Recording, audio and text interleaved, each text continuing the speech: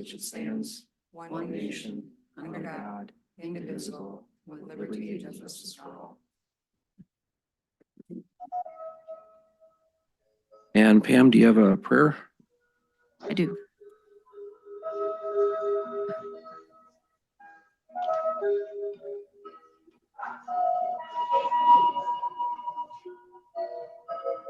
That's Parker. Yeah. It is too, isn't it? It's 6 o'clock. We're gonna politely mute you right now, Mr. Parker. Okay. Father, we thank you for an opportunity to gather here. Bless each person present. We pray that this meeting is successful, productive, and blessed. Holy Spirit, guide us during our discussions. Give us wisdom concerning the issues that we face. Lord, we give you the glory for what we accomplish. In Jesus' name, amen. Amen. Hey, Andy, Yes, sir. I can't start my video, it says because the host has stopped it. Yep, it's coming right now. Okay. We were just, Didn't give me a meeting. And there we are. Thank you, sir. Pam, roll call, please. Supervisor Ledke, present. Supervisor Olson, Here. Supervisor Searing, Here. Supervisor Milliburn, Supervisor Parker. Here. All right, and just as a reminder, with Mike being remote, all votes will be by roll call. All right, business number one, approval of the agenda. Is there any changes, amendments, comments to the agenda? I'll make Is the there- motion to approve the agenda as written. Is there a second? Second. Great, motion's been made, seconded. Any discussion? All right, Pam, Yes. could you take the roll? I'm sorry. Does Mike have this one? Yes. Right, and Pam, could you do roll call, please? Supervisor Parker, Aye. Supervisor Searing, Aye. Supervisor Ledke, Aye. Supervisor Olson. Aye. Thank you. All right, and we'll move on to the fire department. Chief?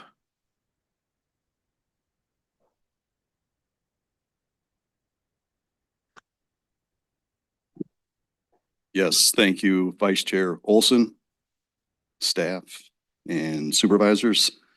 For the month of March, we had a total of 19 calls, 15 medical, 4 fire. So to date, we've had 60 calls. Looking for town board approval tonight. We did put another spend on there, but the initial one is to spend up to $950 for a new 4-gas meter.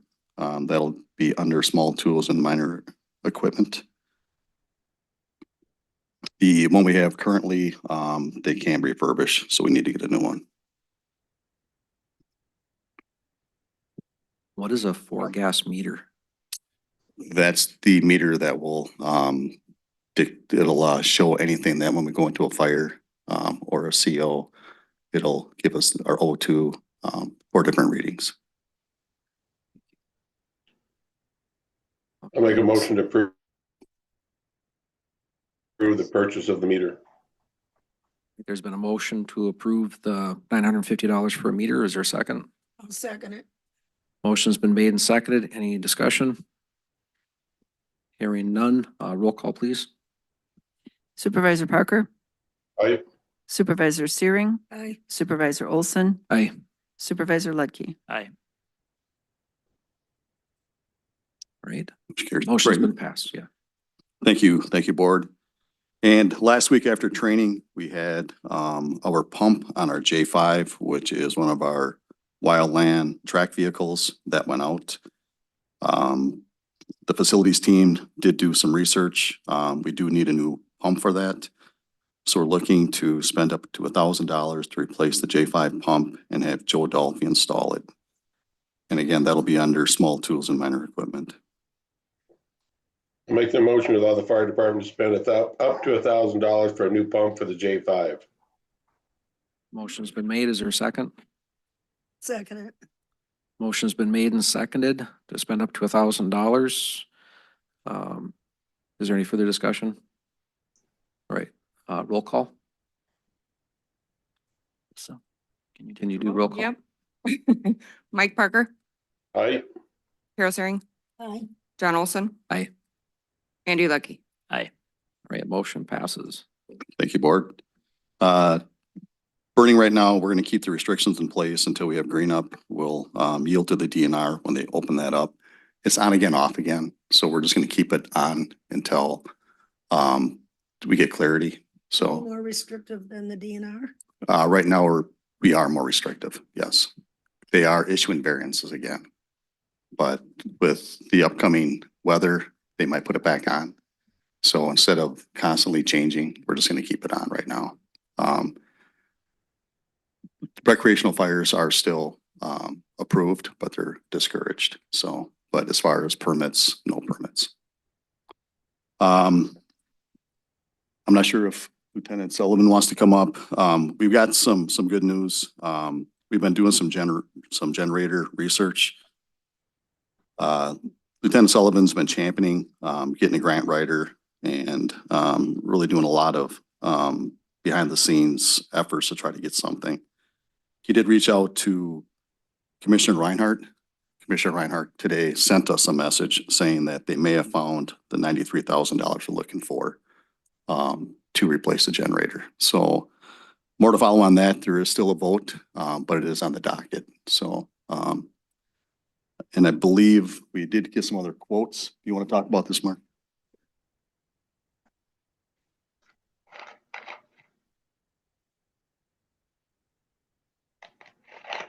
Oh, thank you.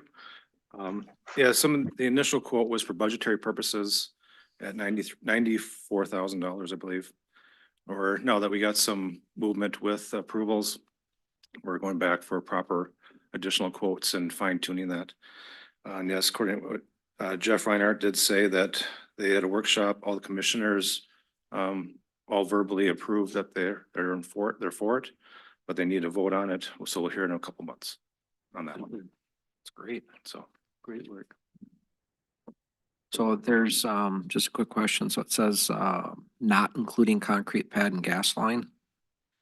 So is that going to be an expense that may come before the board? With some of the other generators that companies have been talking to, they do come with prefabbed concrete pads that they can set under it. So I think we can get the price down and include that. We'll still be within that price. And the gas line does need to be included, but I think the price again of the generator will be lower than that.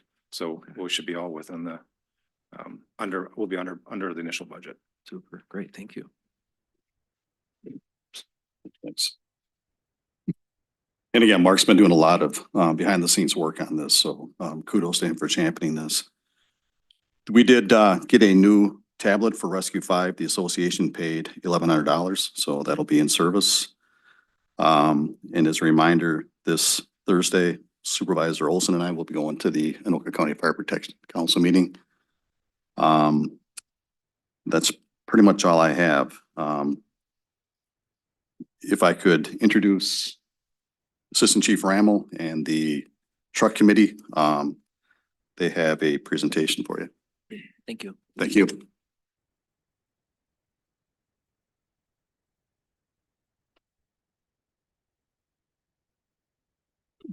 Yeah, I'm gonna sit. Good evening. This is a little less of a presentation or request at this time. It's gonna be more of a getting you guys up to speed where we're at on the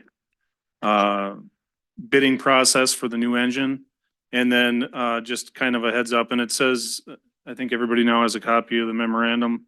We will be looking for approval at the next board meeting. Does not have to be then, but the reason for the timetable is for the EPA changes that we've talked about that are coming through for the engines, which are about a $50,000 price tag, or at least that's everybody's best guess at this point. So we wanted to get you guys up to speed and then answer any questions that we can to make this process easier for you in 2 weeks. That makes sense. If anybody has any questions, starting with the memorandum, I guess we'll start there. And I apologize for getting that to you guys last minute. A lot of this stuff has been pretty fluid. It's the 3 months worth of work that we're trying to curtail here and get this EPA timeframe, so. Totally understand. Is there any questions for Mike or anybody else? While you guys are reading through that, I can tell you, initially, we went through the bid process with 3 vendors. Pierce, who our current engine one was built from, Custom, who is just across the river in Osceola, and Rosenbauer. And the 2 that we are kind of, I would call them finalists, are Rosenbauer and Custom. They are both the lesser expensive from the get-go, and they are the 2 that fit our time frame. They are a 2-year build time, and Pierce is at 4 years. There was a possibility to get Pierce sooner, but we didn't have, our engine specs didn't fit with the kind of blanks that they have in queue. They have their build queue is like 400 trucks. And so they just work through that. And then every 20 trucks, they put a blank in. And that way, if they have a last minute add in, if it fits that general spec, then they can throw it in. Obviously, those specs are a little more oriented to city trucks. And ours, with our 1,000-gallon requirement, just didn't fall within. So then we would have to go to the end of the line, Oh, wow. which makes it a 4-year deal instead of 2 years. Sure. So, and for us, if you can, as you can see in the memorandum, 4 years from now, our current engine 2 would be 32 years old. So well outside of the NFPA standards, which we are already on the tail end of or outside of. And so we will be at about the 30-year mark tentatively on a 2-year build time. So that NFPA standard, we followed that. So far, we've followed that with all of our stuff. The current engine 2 at 15 years had the refurb done. And then you can get another 10 years of life out of it with continual maintenance and inspection. At 25 years, the standard reads that the apparatus should be removed from the fleet. That is a recommendation, is not a requirement, but it's an NFPA recommendation, which more or less is kind of the standard and probably would affect us for ISO and insurance, things like that. So. Sure. So engine 2 is the one that you just had a mishap with here a month or so ago? Correct. Yep. Yeah. And mishaps are going to happen. I mean, it was something that is probably sat and rubbed in one spot for the last 25 years and started a small fire. So luckily it was at a training. So we had a 2-fire training instead of 1, but I just think it's a good example of right. when they get to this age, Yep. Liability starts to increase. Correct. And maintenance goes so far, but short of taking the entire truck apart, you're not going to see everything that, rattles every time that you start it or, wears every time you stop. And so that's where that 25-year standard comes. So after everybody had a chance to read through the memorandum, is there any questions? Andy or Carol? Mike, do you have any questions? I have none, sir. All right. So, yeah, in 2 weeks, just so everybody's clear, the $1 million and the 100,000, the up to $1 million, both of the bids we have are underneath that $1 million. Pierce was over, but like we said, their time frame alone kind of puts them out of the running for us. The $100,000 is partially for some outfitting, the LDH on the new rig, but a big chunk of that is something we're trying to get through that AFG grant that we have going currently. Sure. That could eat up $50,000 to $80,000 of that, depending on whether we get it or not. Again, also the radio in the new rig is not part of the purchase price because the fire department has to purchase that. That's a $6,000 price tag. So that $100,000 is not a fixed dollar amount, and it's not something that we need at the time that we're going to purchase. That's just the additional expenses that we may incur putting this into service in 2 years. Sure. So LDH alone is $10,000. Appreciate that. Yep. Just to clarify if there's, Excellent. So you'll be back in 2 weeks then? we will For be approval. back in 2 weeks with a recommendation. We're trying to make this an apples to apples so that, right now, both vendors are very close and on $1 million bid. They're both within $25,000 of each other. And with anything, you're trying to compare a Chevy to a Ford. So not everything is exactly comparable, but we're trying to get everything as close as we can so that, one, we can do our due diligence for the dollars, but also get the best product that we can for the money too. So. Sure. Oh, it sounds great. To kind of reiterate a little bit to the kind of push for this. You got to use the microphone so Sorry. Parker can hear. Can you sit down or get up so I can sit I'm down? good. Okay. So to reiterate on kind of the push and the quickness behind this is the EPA is changing the standards when it comes to these diesel engines. The fire truck manufacturers have basically told us April, end of May, we can fall in under the current regulations. After that, a new engine is coming out from Cummins that all these vendors have is a drawing of this motor. They don't have specs, they don't know dimensions, nothing. They've all told us that that price increase could be anywhere to $40,000 to $50,000, which they don't even know yet. None of them know. So if we can get something handled by the end of May or a purchase signed, we can fall into that one and save that type of money. The other thing that comes along with a brand new engine, like anything new for the first time, there's bumps along the road, you're learning things, there's stuff that's unforeseen. So that's kind of why it's kind of a crash course on this, and we've been meeting a lot about this lately. We were up last night after our officers meeting, met this weekend, met last week, trying to get all our ducks in a row so that this can be a smooth deal. So that's what he's talking about with the EPA. So, and that's something nobody can control.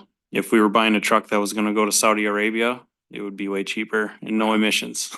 So it's all part of that stuff. So just so you guys are aware of what that actually is and what the push is. You know, if we wait till after May, there's no guarantee what motor would come from Cummins. It could be the current one, it could be the new one, and then you got also timeframes with that too. So there's some unforeseen there. You fall into the more of the guarantee window if we can do something by the end of May or at least get something on the paper, so. Yeah, I appreciate that. So the Cummins engine, is that just for one or the other brand, or is it for either one? Both, use it? yep, Okay. both use the Same same engine. situation. It's the same, it's a Cummins L9. It's like a 450 horsepower Cummins engine, diesel. So, Good. yep, and again, this isn't a vendor thing. This is a EPA. Every single vendor has to deal with this. Okay. So, and they're all, I mean, they can only give us so much info that, again, all they have is a drawing on a piece of paper of what the motor will look like, but no dimensions. So these cab manufacturers are gonna have to reconfigure how cabs are built for space, cooling, all sorts of stuff that they don't know. Sure. So it could really push things out, you know, build times, waiting times, everything. So, and it's just all up in the air. It, again, also could push the cost up, not just that motor price, but any costs incurred with reconfiguring a cab design, frame design, all that stuff. And reliability. Again, a first year engine, who knows? Could be great, could be absolutely terrible, and the thing's getting check engine lights and service work done constantly. So Yeah. All right. we're trying to be ahead of the game as much as we possibly can. We also know this is $1 million. This isn't buying a $40,000 Chevy Malibu. It's a big thing. So Sure. trying to get all the info we can so that it's a smooth situation. So, I appreciate the time you guys have been putting into this. yeah, Thank you. absolutely. All right. Anything else? I just got one. So the National Fallen Firefighters Foundation is honoring and remembering the sacrifice of America's fallen heroes. We invite landmarks, fire and community organizations, businesses and homes across the nation to light up red from May 1st through May 5th. So I'll give this out. So I know we've done this in the past, so it'd be great. So any questions? Great. Yes. Yep, Pam. I have questions. On a fire truck, so we're over $1 million. Under. Well, no, I added up the numbers. You're gonna be over. You've got 100,000 plus possibly a 50,000 K increase. I mean, we're gonna have to come up with the money somewhere. Along with your paperwork, are you getting any information from your vendors about, how much money would be upfront if we sign this agreement? How much money upfront? Could There's- you get that to the office so that Yes. we've got time to? Yep. Go through that. And, before we get, sorry, I didn't want to dive into that because every vendor does it differently. But before the next meeting in 2 weeks, one vendor, Custom, has a deal where 4% of whatever we put down, whether it's $1 or the entire purchase price, is deducted. Rosenbauer, if you pay for the cabin chassis upon arrival at their Wyoming plant, we get, it's about $18,000 back from them as a credit. But that'll be, I'll try and get that to you as soon as I can, because then you guys can figure out if it's cheaper to have that $18,000 there or to have the bond, longer. So they all do offer something, but yeah, we do have that stuff. It's just it's very convoluted. So I figure that's easier just to have on paper and get it to you and let you crunch the numbers, but Sure. Yeah, if we can yeah. take a look at that, because if they do some financing or if we've got to go out for bonding, that's months down the road. So right. for the board to be able to make a decision, if there's going to have to be money at the time of signing, they should know that. Yeah, none of them, I don't think anybody required anything down at all. Pierce, for example, theirs was the highest one. They're a very large company. Nothing is due with them until within 30 days of delivery. So we can actually have the thing for a month before the bill is actually due. But none of them actually require anything up front besides the commitment and the signature. So Okay. And then one more question. Yes. Can you, I know there's been talk about an AFG grant. Is that for this truck? that is for the extrication tools that will go on this truck. So the Hearst tools, the extrication tools are basically, everybody calls them jaws of life. Spreader, cutter, hydraulically driven. The extrication equipment that is on our current engine 2 is just as old as our current engine 2. It's 25 years old. The power supply is basically almost a generator setup. So it's a Honda motor or whatever brand it is with a hydraulic pump attached to it. It's basically like a big steel heavy crate. So in order to move that, you take that out with your hose, hook it up to the tool. The tool is, in all honesty, it worked at the time. It is technically antiquated now because of the construction of new vehicles. It will actually not even cut through quite a bit of our new construction cars because the A-pillars, B-pillars are so much stronger than what they used to be. So the AFG grant is for what we have deemed an extrication kit. It allows us to have a little bit of leeway in the dollars for what we spend on, because this approval may come in a month, it may come next year. And everything keeps going up. So it allows us to purchase extrication tools, which are now battery powered, so cordless, which is a night and day difference. It's like horse and automobile. And then on top of that, with whatever we have for remainder, struts or anything else we deem, that's extrication related, that would be part of that extrication grant. And that's why the grant writer did it that way, so that it gives us a little bit of flexibility. But that's what that grant is going for, is the fact that we know when we get the new engine, we are looking to outfit it with current tooling too. Most of the stuff will get transferred over. All our hand tools, an axe is still an axe. Stuff like that, pike poles are still pike poles, but some of the stuff needs to be new. The ladders have to come on the new engine that's an FPA standard, so that's just part of the price that the new engine comes with. A lot of stuff gets transferred over, and then the extrication tools though would be separate, and that's where that 100,000, I didn't want everybody to get latched onto it because I just wanted out there so that you know there's a possibility that when this thing comes due, if everything falls apart, then we're still gonna be looking for another $100,000 to outfit the engine properly. So thank you for that explanation. My Right? question really is, are we seeking a grant for? It's already the truck? it's already underway for the The truck. Truck, No, okay, and the Okay. grant writer plainly told us we wouldn't qualify. okay, We did start out in that direction. Yep. And that's probably where you're asking it from because we talked about it a while back. yes, Yep. yes. So we sat down, Daryl and I sat down with the grant writer and he looked at what we have, the population, everything else, and said, I can write it for you, but I'd be taking your money and wasting your time because the township will not qualify for a truck grant because there are so many communities out there where, you know, it's a very small community, and that expense is exponentially larger to that community than it is to us. And so that was his recommendation that we go for the extrication grant instead. And at least, you know, try and utilize some of that AFG money. So, yep, Thank you. yep. Great. Any other questions? Is there something that we would need then for some scenarios for the funding in terms of getting those quotes to you guys and seeing some different options?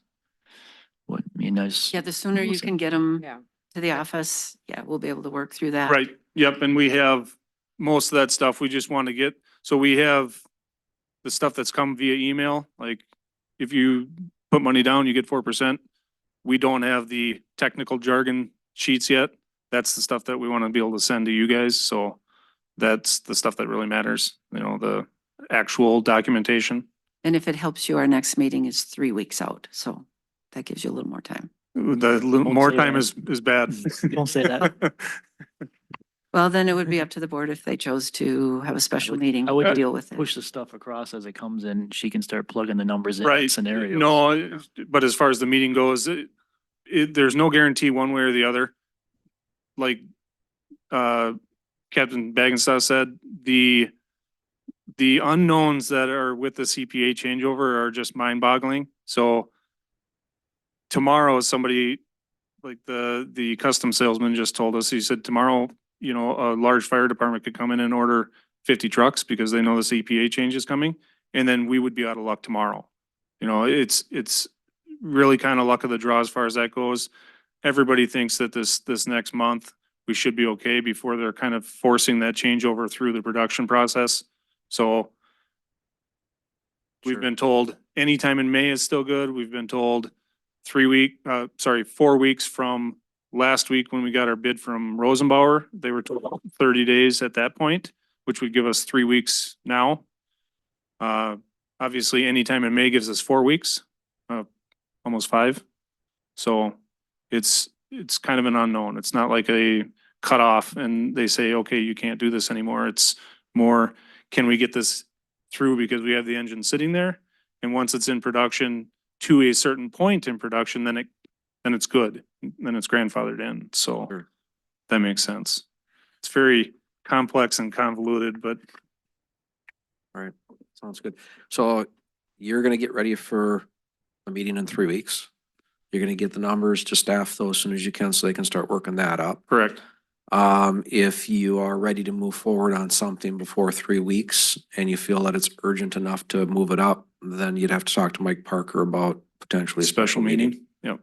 Yep. And I'm hoping, and we've been keeping in contact with these sales guys. I mean, yeah, today was almost all day just to try and prepare for this, but, if anything comes up, they'll definitely let us know and we'll in turn let you guys know, but Wonderful.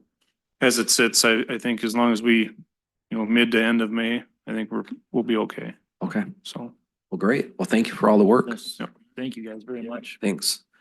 And Chief, did you have anything fire department related left? No, just, anybody has any questions? Is there any questions for fire department? Great, All thank right. you. All right, thanks, chief. All right, we'll move on to old business. Number 3, park attendant job description amendment. And Bob's not here to speak on it. He had to work, I guess. Yeah, he had to work. Pam, did you want to, or you want me to take a shot at it? This is just, you've got the red line copy of the changes that you had suggested, and then you've got a clean copy of the amendments to the park attendant / public works position.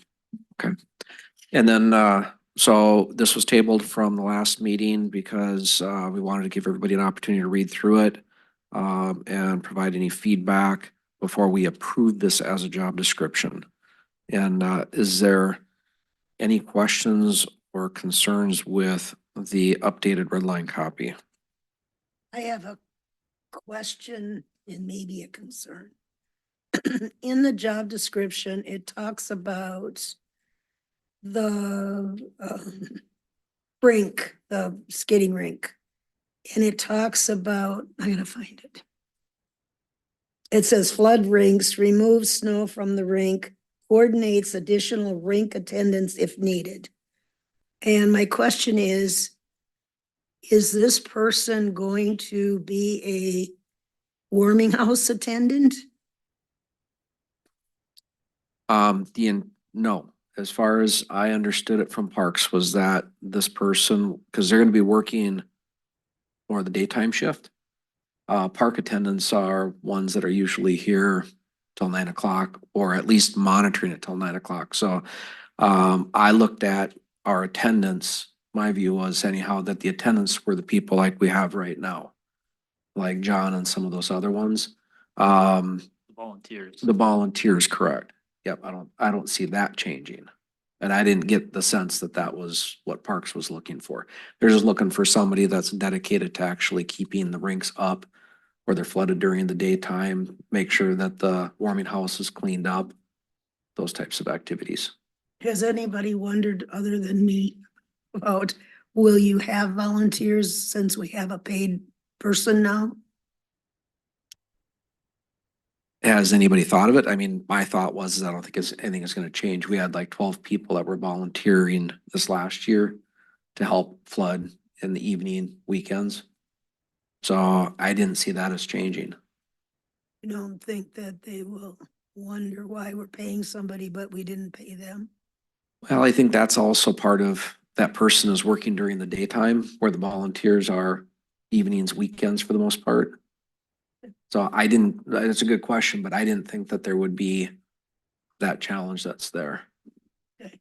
But this is not a paid position. The warming house attendant is not a paid position. You're not gonna come back and ask us for more money to pay this. My concern is that we had 20 hours and we were wondering if we could afford it. Now we have 30 hours. And this still doesn't cover the warming house attendance, so I was hoping that we were gonna have to pay somebody. Yeah, I don't see it that way. I'm not gonna put you on the spot unless you do want to address it.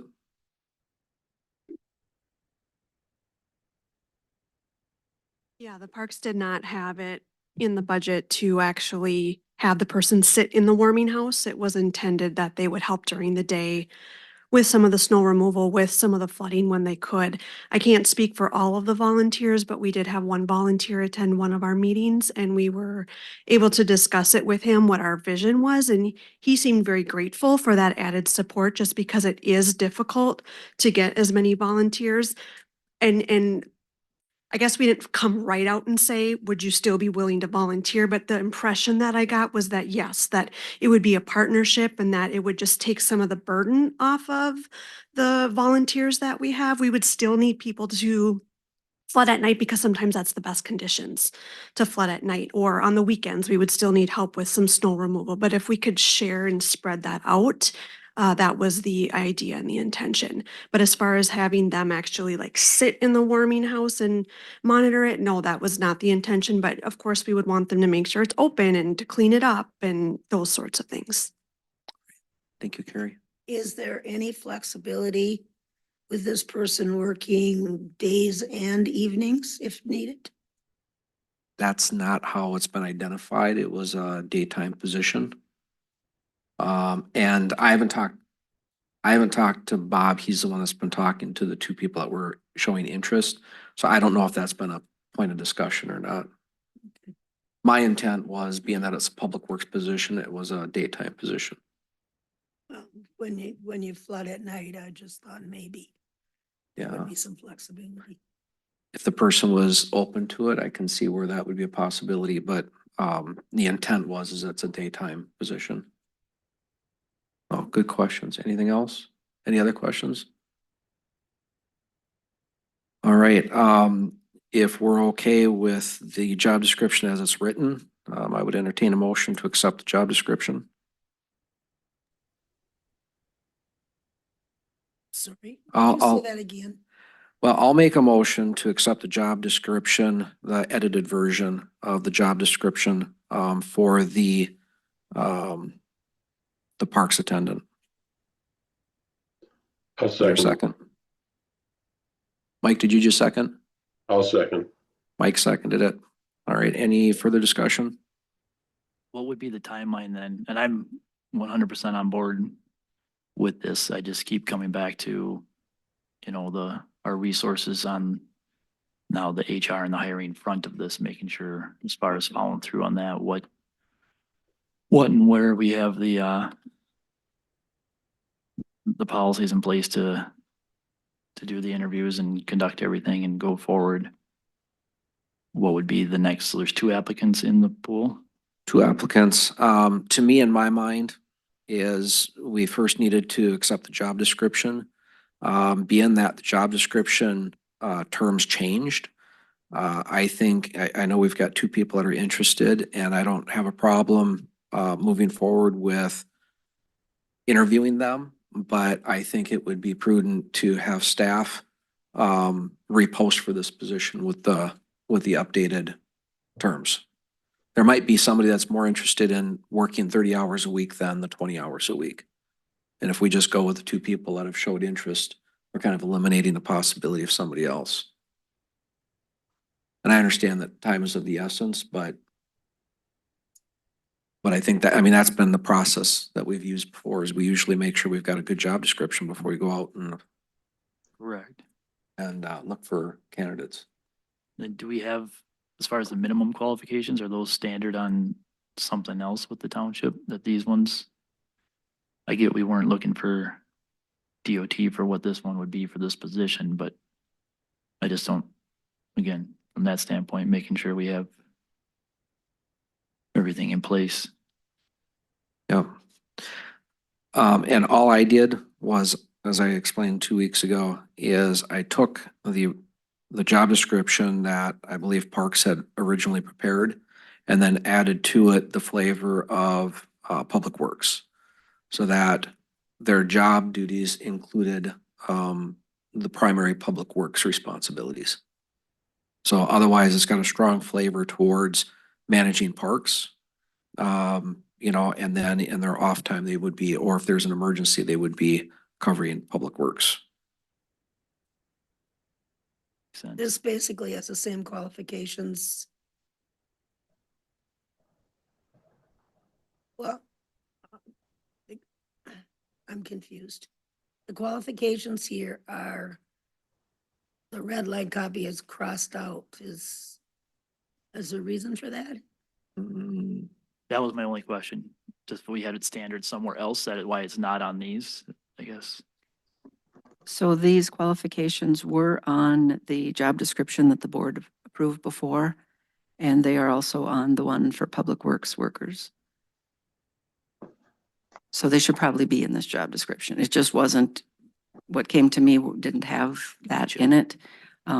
But yes, they would need a DOT physical. Anybody that drives a vehicle for the township has to pass the physical. So those qualifications would be Should just our standard. Standard language. That's all. Are you good with that, John? Yeah, I'm fine with adding that in. I think it's very appropriate. All right, any other questions on this?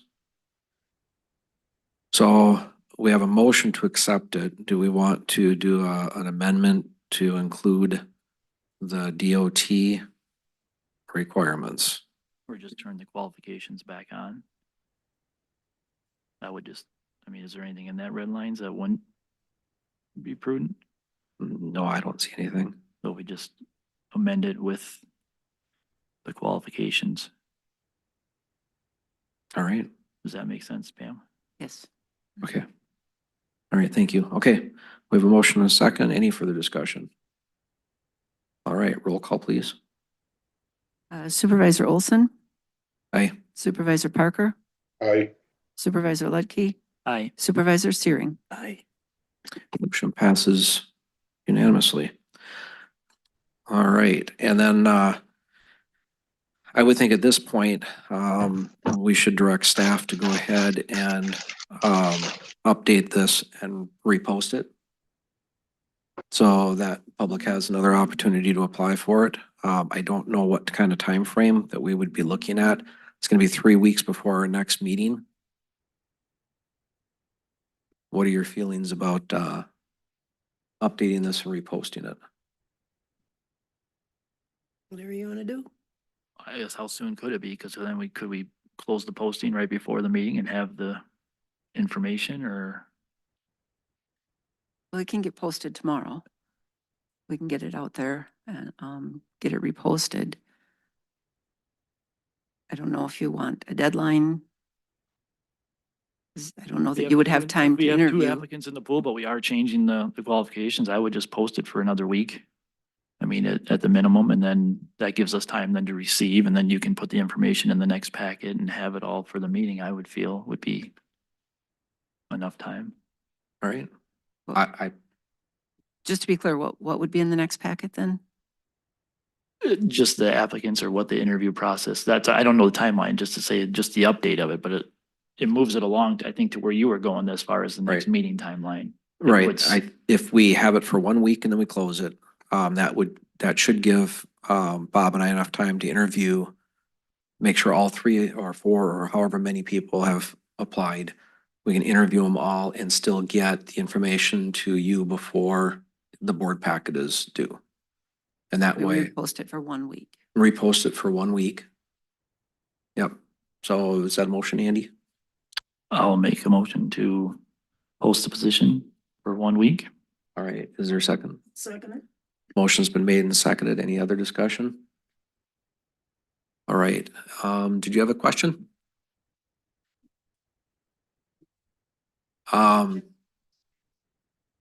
So the question was, is this being just posted in the Forest Lake Times or will it be posted locally? It's gonna be posted in all the places that we've identified, right? As far as Forest Lake Times, the 3 posting locations, the website. Is that correct? We haven't put it on the Forest Lake Times. That won't come out until, We already probably missed the deadline for the printing of what we're talking about. well, for this week. Yeah. It could come out in next Thursdays, which, But then it'd be Would after the be. deadline. right, So it looks like the postings will be on everything except for Forest Lake Times. Just from the standpoint of timing. Question?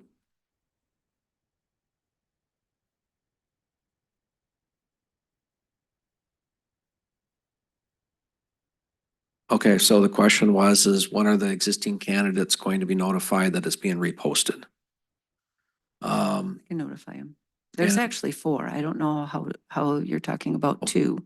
There's 4 applications that have been sent out, so I Okay. can send them the new job description. Okay, so yep, that'll be sent out then. Yeah, I think, I think it was 2 at the last meeting, and I think Bob took the action to reach out to them. Yeah, I think, one, how well, I remember it. Bob had given an update there. He had said that there was three the last time I talked to him, but one dropped out when they found that it was what the real job description was. So I don't know who these people are, but he said there was down to two. That's where I come up with the two number. Yeah, so just so we're clear on that. All right. Any other discussions or questions? All right, roll call, please. Supervisor Ledke, Aye. Supervisor Searing, Aye. Supervisor Olson, Aye. Supervisor Parker. Supervisor Parker? You're muted, Aye. Mike. Okay, thank you. All right, motion passes unanimously. All right, thank you. Number 4, grant writers. Pam? Give me just 1 second. Okay.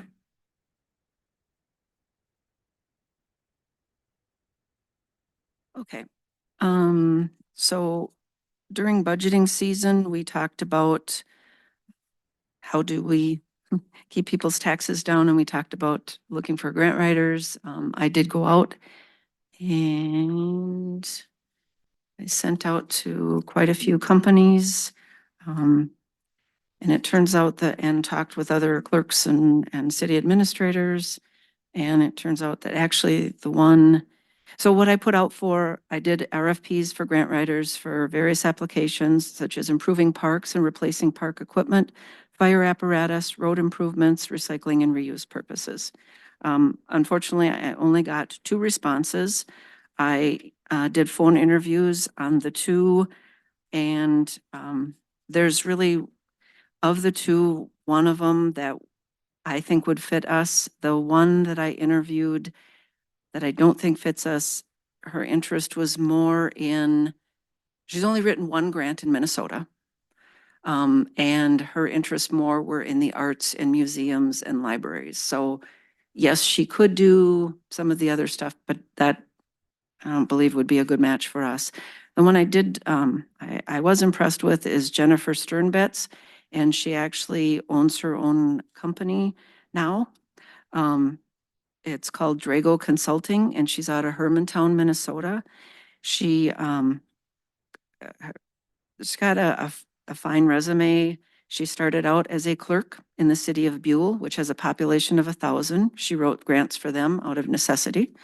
Then she was a city administrator in the city of Chisholm, which has a population of 5,000. Also did some grant writing with Public Works and utilities. So she talked a little bit about recycling grants. And then she worked with, she a community development planner for the city of Two Harbors, population of 3,750. Her resume, as far as the grants that she has gotten, is impressive. I do think it would be a really good fit. She offers services that range from just grant writing and then walk away, or she will help out with the purchasing afterwards, guiding the township with the purchasing, the reporting, the follow-up reporting with grants is always really important, and tracking and stuff. So it's kind of we can either pay her by the hour, or we could pay her $4,000 a month. And it's an all go for. I asked what would be, so she's used to working with smaller cities and smaller populations. It sounds like she's got a really good handle on when the regular grants come out, but also knows where to look for specific grants. Let's see, what else do I want to share with you? Let's see. We talked about how does she keep track of it? What would be the next step? To me, the next step would be supervisors would interview this person to see if it's a good fit for the township. But she said, where would we start? She would meet with the township and maybe with different people from different committees to find out what are the planned projects, but then also develop a wish list of items that you haven't even planned for, because she said, I know of grants out there that maybe you could go for if she knew it was on your wish list. And then just also see how that works in with our budgets and what would it mean. And she said that she said Minnesota actually has a really competitive matching grant program where you actually consolidate some of your grants. So if they say the township needs matching money, you could also get that matching money from different departments in the state to where it doesn't necessarily come out of what we've budgeted or what we've levied for it. So she called it regional collaboration. Oh, no, wait, that's something different. Regional collaboration is actually working with grants that the township doesn't apply for, such as the LRIP. The township can't apply for that. You have to have the county. Actually, the county engineer applied for that and the money goes through the county. So she said, you want to also use as much of that as you can because the county can apply for things that we can't. So just being able to work through some of the things in that way, working with the county.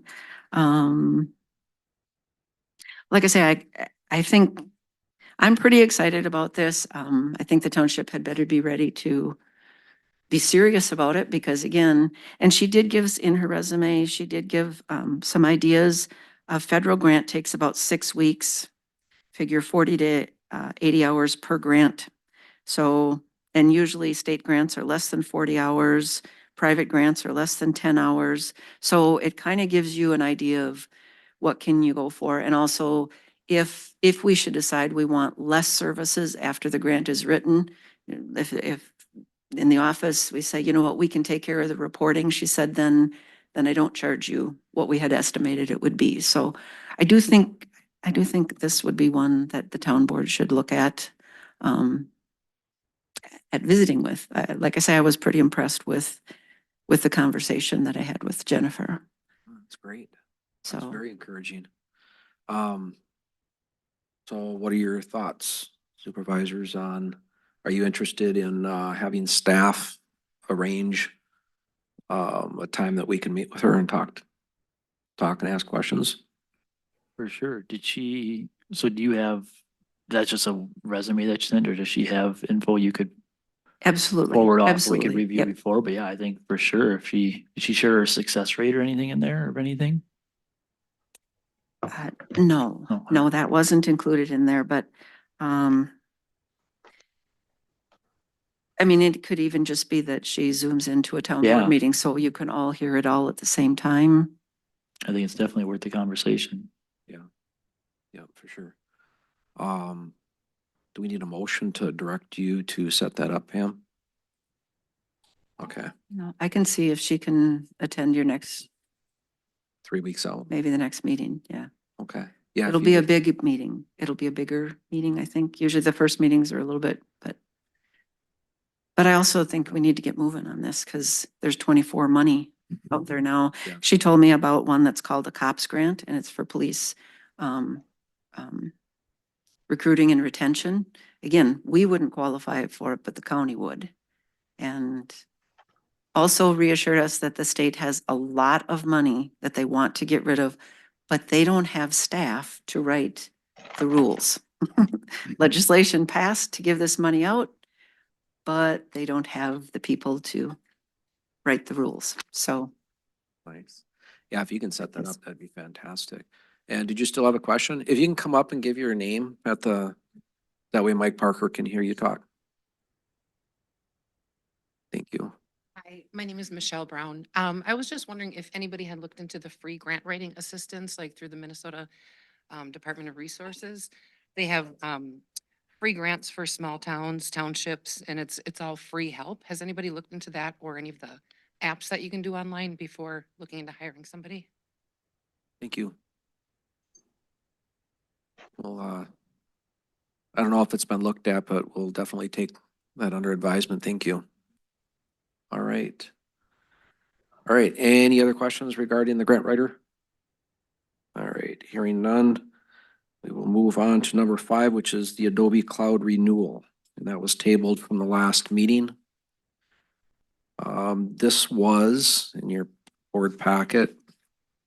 We had gotten an email from them letting us know that our Creative Cloud that our media specialist uses to manage the website is due for its annual renewal, but the annual renewal is roughly twice the price of what it was last year, and that turned out to be an introductory price last year.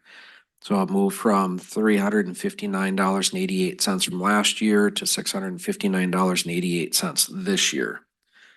So, what I did was I did talk to our media specialist. And there are 4 applications she uses. Now, right now, what our contract is it gives access to the entire Adobe Creative Suite. So there's like 20 to 30 applications. I have one for my business and I usually use like 3 out of the entire amount that's available. So I talked to our media specialist. She said she currently uses 4 of those applications. However, there's 2 applications that is a must-have for her to be able to do certain things for the website. So I wanted to do a comparison between the entire Creative Suite and these applications. And for the 2 that she absolutely needs, they charge either by the month or by the year. Of course, it's a little cheaper to do the annual.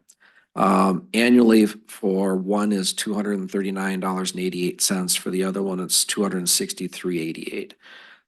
So if we did 2 of the applications, the 2 that she absolutely needs, we'd be looking at $503.76 a year for 2 applications. 3 applications would be $767.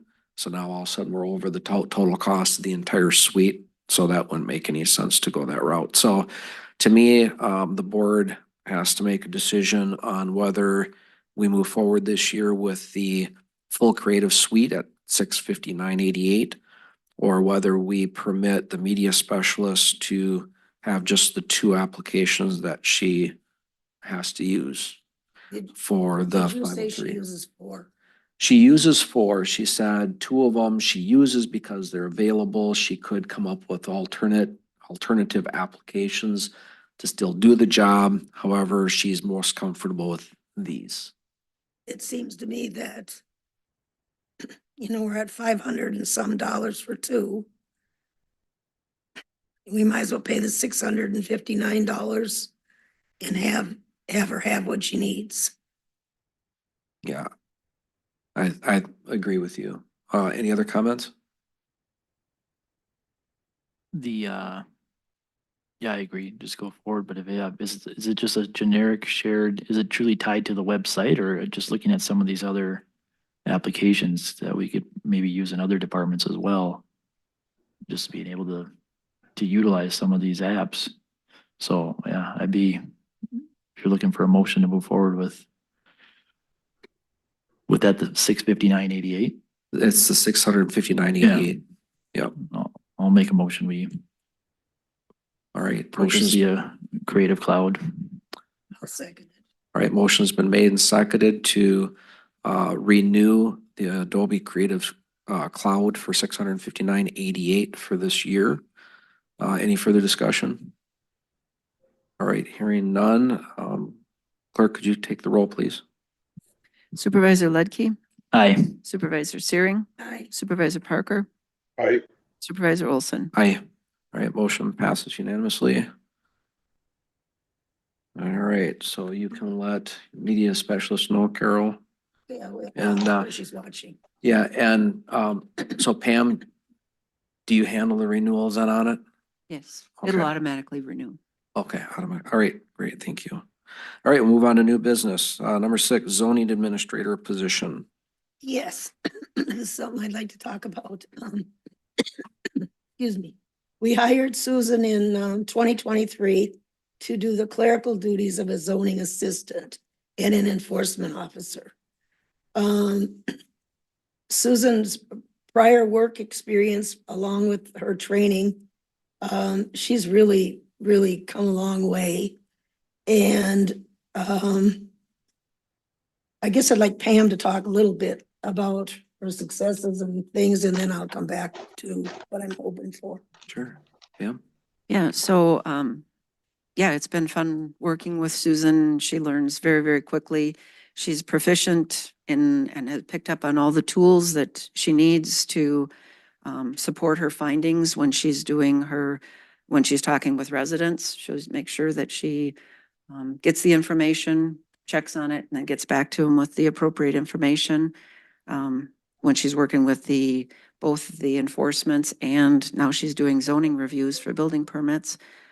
She has completed some zoning training with Rum River and some online training, some free online training. She would like to have a little bit more of that training as the questions come up. You have to know what the questions are before you know how to ask them. And she also would like to, she has attended some, I believe in your packet, you've got her list of trainings that she's done. So she's done some of the septic on-site one, some of the free ones, but there's actually another one that she would like to take. She said, I don't understand enough about this to be able to answer some of the questions. Not that she's going to be a septic installer, but this next class. She's also would like to continue the training that she did, the zoning training she actually did was with the zoning person through Rum River.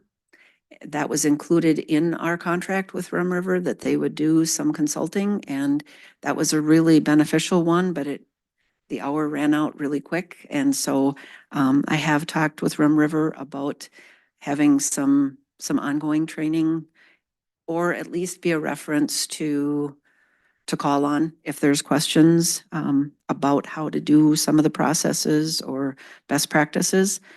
Susan has participated in every pre-application meeting we've had. So before someone can apply for a land use permit, we have them come in, sit down with us, and go through everything they're going to need to make a good application. And so they understand all of the expenses and timelines and everything else. And so she has participated. Part of the training that we did for that was when the application came in, she would send it off to the planner, but she would also do all of her own findings so that when she sat in it, she actually already knew what the people were going to need. So it was some mock training, but she's done very well with that, found some things that even our planner wasn't aware of. I really do think she is ready to take on the full zoning administrator position. We have talked at board level here about the importance of bringing some services back in-house to better serve the residents. Our contractors get kind of frustrated because when you contract with people, they don't necessarily have the time frame to work on Linwood stuff while they're working on other communities. So that would actually help our contractors get moving a little bit quicker on their projects. She would be here to answer questions at the counter. And I believe that even part of her job would be attending the planning and zoning meetings, as well as town board meetings when there's a land use issue. What we're finding is that we know stuff here that our planner maybe doesn't know, and it goes through the process, and we have land use files. We know where septic systems are located. Again, we have more information here in-house that I think will be beneficial for the boards or the commissions and board to make their decisions. So again, she's a little bit nervous about maybe ordinance amendments. However, she's done a little bit of that work too, of going out some of the ordinances one of the ordinances that was just passed actually was input from her and research she had done on kind of how other communities have handled it. So again, it would be she is a good addition to the office, works well with the public. So again, that's kind of where she's at since she started last October, has really moved towards that zoning administrator role. Yeah, again, I want to emphasize that this is a new job. It's a zoning administrator. It would be instead of MSA. We would drop their services and we would bring it back in-house. Saving the township quite a bit of money. We would need to give Susan an increase in pay. I would guess about $2 an hour. But MSA assistant planner makes $95 an hour, and a senior planner makes $200 an hour. And because the MSA assistant planner is fairly new, we end up paying for both at the cost of 295, sometimes even a third person. And I just believe that we're ready to do this, and it would be in the best interest of the township to give it a try. Is anybody any questions? Andy or Mike, you got questions? I guess, yeah, so from this standpoint, I mean, I get what and where we were going with this when we came to it. But I'm not understanding getting rid of MSA. So I mean, that'd be ending a contract with them. We're gonna end our, yeah, we want to end our contract. Okay, so that, I didn't get that out of this. Just in the sense that I'm all for the training and getting people up to speed, but at the same time, you know, just changing job descriptions and stuff, and then understanding budgets and impacts, these changes when they come through, you know, what I spoke to when this position came about was, you know, we were going from part-time, we were going to full-time, understanding there'd be some enforcement coming out of it. I just, you know, with taking on these extra roles, where does the time fit into to maintain some of those activities? And making sure that the township interest in terms of the importance of CUPs and variances and all that, that she's 100% up to be able to just cut the ripcord from She's- planning. Say this as nice as I can. She's as up to doing it as they are.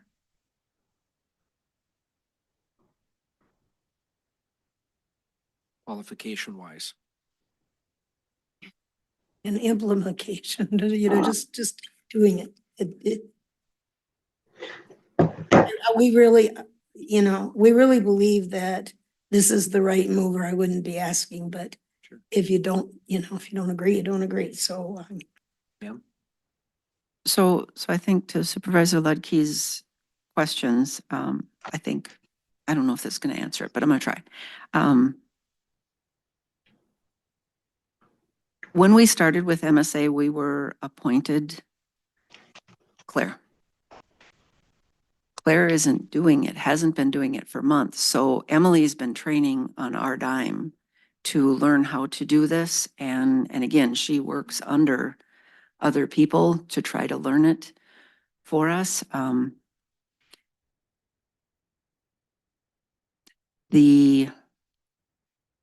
Some of the decisions haven't been exactly accurate. So where would we go to find to make sure that she gets any of this training that she may not have already accessible? Or who would she turn to? I would turn to the attorney, because they're ultimately going to be the ones defending our decision through MSA. They're really not, I it's get- not defensible. Yeah, they're independent. I understand Yes. that aspect. I guess that to me, then that would be the question. If they're not performing to the contract, I think that's a different conversation in terms of how and who the board manages that if we're not getting what we signed up for. I completely understand that. It just changing something and then, you know, understanding what those financial impacts are both ways, because now we're talking wage increases in the middle of what I understood last year was at time. do you understand that we would be saving tons of money? Well, I get that's a generic term in the sense of it, because part of the land use stuff, the applicants are paying through escrow as well. So I get there's cost, but let's be clear in terms of where all the money comes from. It's not just 100% Linwood taxpayers paying for it. The applicants have a vested interest in their land use permits and they pay for some. So if we're not covering the cost of what it takes to develop, then we should reevaluate that fee that a developer should cover, in my opinion. Mike, did you have anything to add? What do we pay MSA right now for the contract? We pay, for the assistant planner, we pay $95 an hour. For the senior planner, we pay $200 an hour. And for, I don't know his there's another position and it's $150 per hour. Thank you.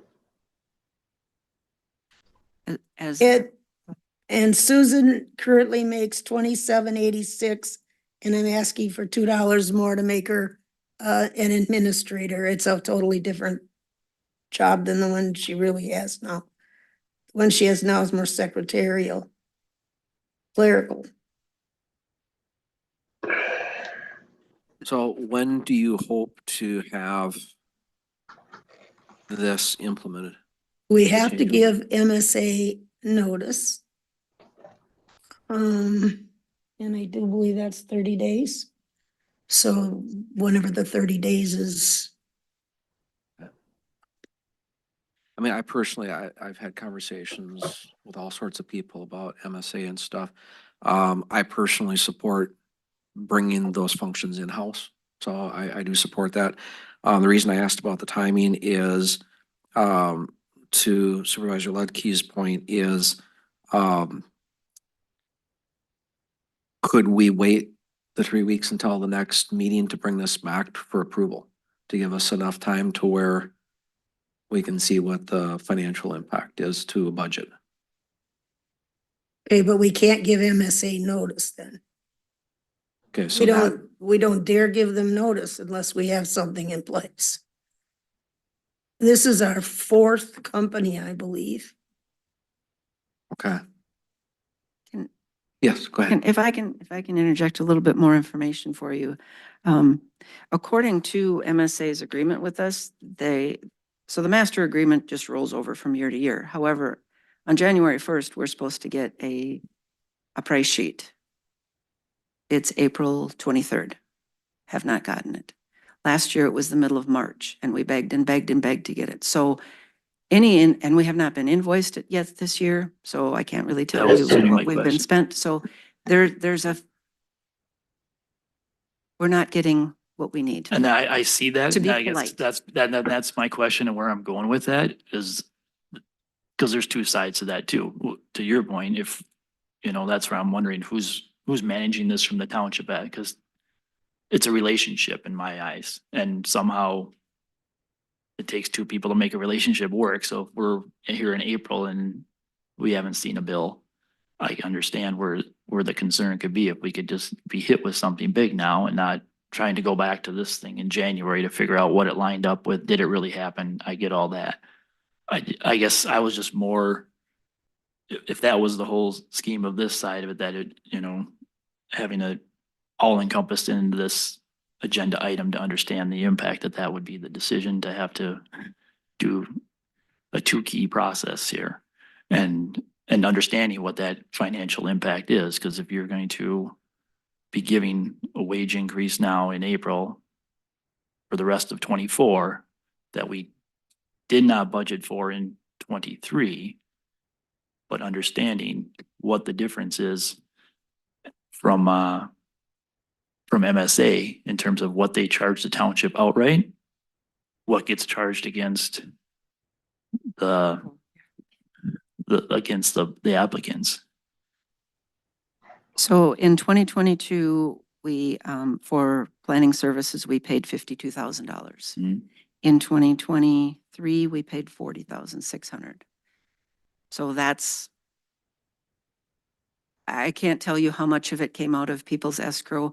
Very little of it comes out of their escrow because the escrow is $1,000 and unfortunately, yeah, our costs are exceeding. MSA's costs are far exceeding what that. Mhm. So then we go back to the people and we ask for more money for the escrows. So whether we have to go up higher, but it actually would be saving the residents money because again, at $30 an hour as opposed to even at the lowest rate, $95 an hour to do the service. Some of it also has to do with quality of work. The stuff we get back has to be corrected and go back and forth several times. So when you talk about that relationship, yeah, we need to, how many times do you ask for something that under contract, they should have sent it to us and it's, yeah, we'll get it to you. Yeah, we'll get it to you. So I Not understand that. thrilled with that working relationship. There have been some good things, absolutely. I think it was a good interim to make us see what we really need here. But Yeah, and Andy and I might be coming from two different spots. Just to be completely above the table on this. I don't know if something's wrong with when I get the board packets, because I ended up with 2 copies of what looked to be the same job description. I didn't get a red line. Just like with the parks thing, it didn't come through as a red line, so I don't know if I've got something set up wrong on my email or what. So when I sat and looked and I don't know what everybody else is seeing when they get theirs, but when I got it, I thought it was, we were gonna discuss a job description change, not necessarily the raise and stuff like that. So that's why I'm hesitant and asking kind of whether we should move forward tonight or if we can wait 3 weeks, is because I feel that I didn't, and maybe I missed something, but I didn't know that that was gonna be the discussion tonight. So I didn't come in prepared to entertain the raise, and I don't know where anybody else is at on this, but that was my hesitation in it, just to be totally honest. Well, we can't move ahead with any of this until we move ahead, because we aren't going to accept her as the administrator and not give her a raise, and we're not, we can't give the 30 days notice. We just can't. No, and like I said, don't misunderstand me. I agree. I personally would like to see us dissolve that relationship with MSA. I would like to see, I've seen Susan in her work. I would love to see Susan continue and grow. I don't necessarily have an issue with the increase from the standpoint of the added duties. But like I said, my hesitation was I didn't have an opportunity to look at the numbers and come in feeling comfortable Mhm. with the raise. That's my only hesitation with this. Again, I support exactly what you're trying to do. It's been on the table for a few different times, so I totally support that. But that's my only hesitation, was that I kind of come in and all of a sudden it was like, we're looking at, And we're looking at changing her job from an assistant, clerical assistant zoning person to the full-fledged zoning administrator. yep, totally makes sense. Like I said, it totally makes sense. I think if the board packet had it included that this is what the motion was gonna be or what the intent was for tonight, I'd have come in a lot Well, more it's prepared. kind of no different, John, than we just approved a job description and a position for a park slash Right. maintenance guy, Park attendant, but right, we did not approve any wages. right. So Okay. we've already approved the whole thing, but no wages. So now you're gonna come back with wages, but we can't take it back. So at least this is up front. Yeah. Yeah, no, and I totally get what you're talking about. The parks attendant thing, that we had already talked about a range of wages. So that was December timeframe, if I remember right, that we talked about that. But like I said, I'm just being totally honest. That's my only hesitation, was if I had known it was gonna include a raise, I would have come in with a different mindset. That's the only question. I'm not saying that we wouldn't go forward or I wouldn't support going forward. I think ultimately I would. But like I said, I'm just trying to let you know that that's why I hesitate Good. on this. Mike, you got anything? I don't know why she won't wait for 3 more weeks when you bring it back and it'll be clean. I'm sorry, could you say that again? It was kind of grumbly. I'm sorry. Well, I'm just saying, this will wait 3 weeks. I mean, if some of the members have problems, there's no reason why we can't bring it back in 3 weeks. And it'll be clean, because then everything will be on there, including the position description and the raise information will all be in one packet at one time. Okay? Then maybe we need to table it. Who is the main point? Is Susan the main point for MSA? I mean, is she the one who's been driving where are we at with payment and? No. Who does that? Me. But, so is there a way, I guess, and maybe where I'm going with this is to that point of just knowing the full context, if there's something, I'm there. I think for all certainty of the residents, we should have a point of contact, but like I said, it was just kind of shifted and changed, but in terms of, having these discussions would be, a great workshop type thing where we have these, I have said before, something where this month we're gonna talk on this, here's the issue we're having. Cause that not getting paid or not getting billed is a problem. And how do we manage that? And what's the next level of communication that needs to happen if they need to hear from the board that this is not the service we were agreed to? How do we get to that? And just know that there's challenges, because I mean, I don't know there's challenges because I see them at every P and Z and doing stuff, so I assume it's working, so if we can manage and go from that avenue, I'm all on board with I making it think work. the truth is, I mean, you can challenge this. The truth is, we don't want MSA anymore. Agreed. Agreed. This might help me. So the $2 an hour raise, was that compared to anything? I mean, how did we come up with the number $2 versus $1 or $4? Was there a comparison? No, where'd we come up with that number? Pam? So Supervisor Searing had asked me to check back in 2020, when we had a zoning administrator, he was at 30, I've got it written down, 3197 or 3097 in 2020. Okay. That's what again, 4 years ago. Sure. And then so what would be because if this is a new job description, there's got to be a new range of pay, right? It's not the same as under her previous job description. Under her previous job description, it was probably $20 to $30 an hour. Did we change the range then of what her maximum is that she can get to? No, Okay. we don't. Our range schedules are from 2017. Okay. And for that range was a hiring range. When we hired Susan, the board gave a hiring range. Just as you are with this parks attendant. Okay. That I would imagine that's not a forever range. I would imagine the discussion, again, wasn't voted on. It was just a discussion, that it would be somewhere in there. So I is just there want- work to be done? Yeah, I think our ranges need to be changed. I just didn't want to see us approve the job description, a $2 an hour raise, and then she's 30 cents away from the max if there's a range. You know what I mean? That's not, because otherwise you're limiting that growth also. That was the basis behind my question.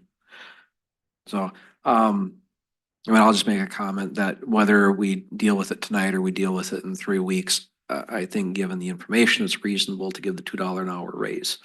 So that's where I'm gonna stand on it. It's up to you whether you want to make a motion, Carol, to see if it passes and if it doesn't, whether you table it or not. But I'll leave that up to you. Well, if it doesn't pass, then it's dead, right? I think it can come back in 3 weeks, can't it? Yeah, I don't think nothing's dead forever. Oh, I think to me, that's where my standpoint, I won't support it tonight. I just need that other information and understand how, like you said, what the big picture was. And I think that's just, coming at it from the packet perspective, like you said, it was, a job description change to where, where You it's coming understand in. it's a job change, not a, Well, it's a red line, and I get it, I get what you're saying tonight, because we're having the conversation, but like we're saying, it's coming through from this. We were just changing the roles, and I understand the training and all that goes with it, and that's just where we want to make sure then that the township has someone who's fully trained in that role and understands, because land use is, to the clerk's point, a very impactful thing with lots of legal implications with, if it's not executed. I mean, we were in training yesterday. They process. It was just drilled into our head. So, I mean, when this is the one department that really needs that, so that's where I would be on it. right. Did you want to try a motion or do you want to table this, Carol? Well, I'd like to try a motion that we hire Susan as the zoning administrator slash bill, enforcement official, at the wage of $29.86 per hour. Okay, there's a motion on the table. Is there a second? Is there a second? I'll second it. We'll put it to a vote here. Motion's been made and seconded. Any further discussion? I've got a question. Sure. Since we just created a new position, do we need to advertise for this position? This is a brand new position now. Brand new position description. Do we need to advertise this and see if we have anybody else wants to take it? Is there any need? Just asking. I don't believe so. Legally, you do not need to. Okay, so Pam said legally we do not have to. Okay, just checking. Right, any other discussion? All right, clerk, please take the roll. Supervisor Searing, Aye. Supervisor Olson, Aye. Supervisor Ledke, Nay. Supervisor Parker,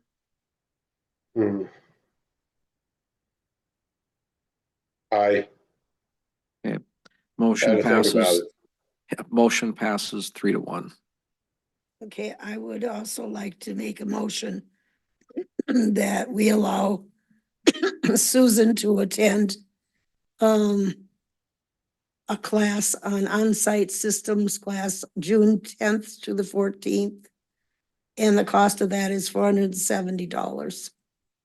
Okay, there's a motion to send Susan to training for $470. Is there a second? Which training is this on the packet? Um, The MPCA one? septic, right? yes. It's septic, Andy. Yeah, it's that MPCA SSTS addition from them. Yeah, it's the on-site septic systems. It's the U of M Introduction to On-Site Septic Systems. And then, yeah, in the packet, it was not that she's, I mean, we have, because this is an official thing, we have to file with the state. It's Rum River is our official Correct. SST compliance. So it'd just be getting her up to speed as far as which part of the zoning. So the township has to have someone on site that has, I'm going to call it basic training. She had to do, I think it was 6 hours of septic training, just online classes. No, it wasn't 6, it was 4 hours. We have to have someone on staff to do that. In taking that class, she said, you know what, there's still, they recommend this next step, even though legally we wouldn't have to, but for some of the questions that she's been being asked about septic, or even being able to, it's not designing it, but just being educated enough to say, I know what a type 3 septic system is, or I know what a type 2 is. And she said, I just feel like that was, because the question was, is there any training that you think would be beneficial? And she asked about it and I said, I don't know.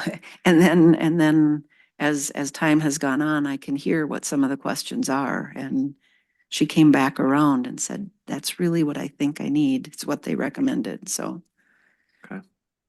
Good. And she would like to do the online one, so she's not traveling, so she can still do other work in between. Sure, oh, that's great. Okay, so we're a little bit out of order. So there's a motion on the table to allow Susan to attend the U of M Introduction to On-Site Septic Systems for $470. We still don't have a second on this. Second that. All right, Andy seconded. Any further discussion? All right, hearing none. Clerk, could you please take the roll? Supervisor Searing, Aye. Supervisor Ledke, Aye. Supervisor Parker, Aye. Supervisor Olson. Aye. And motion passes unanimously. I have one more. All right, go I'd ahead, like Carol. to make a motion to give MSA a 30-day notice. All right, motion's been made to give MSA a 30-day cancellation notice. Is there a second? Is there a second? I'll second it. Okay, a motion's been made and seconded. Any further discussion? Hearing none, clerk, could you please take the roll? Supervisor Searing, Aye. Supervisor Parker, Aye. Supervisor Ledke, Nay. Supervisor Olson. Aye. Could I ask a question? Yes, please. You wanna explain that to me? I don't understand. We hired Susan as the administrator, but you don't wanna give MSA a notice. Could you explain that? Like I said, I would have preferred to table and get more information at this point. It's the board's decision. I I Like just I thought maybe said. you had a reason you didn't want us to terminate MSA. Yeah, it was all, well, we skipped a couple things and came back to it, so. Okay, it was- All right. thank you, John. Yep, thank you. Um, All right. Pam has something. Oh, Pam, go ahead. I think again, it's out of order, but to adopt the new job description, or if you're not comfortable with not having seen, you would have seen the clean copy to adopt the Can you zoning read that? Because administrator. I thought that first motion of the three here was to adopt the job description along with the pay raise. Okay, I missed that. I don't have that in my Right. notes. Yep. Okay. it was Good to call. approve the Good new call. job description and the $2. Yep, that. Thank that's- you. Can Okay. I get an effective date? For the raise? Oh, yeah. We need to get out to MSA first, whatever the end of the 30 days for, At the end of the 30 days from our cancellation from MSA will be when the raise takes effect. yes. Thanks, I believe that's true. It would be when she would officially become the zoning administrator. They may choose sooner to end it. We have to give them 30 days, but they could choose to end that relationship sooner. And I can't bring it back in 2 weeks because I have a payroll.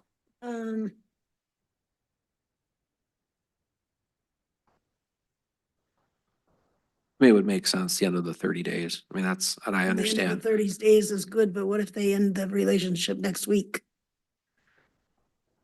Somebody's, I mean, Why don't we Somebody's just, gonna do it. why don't we just do it this way?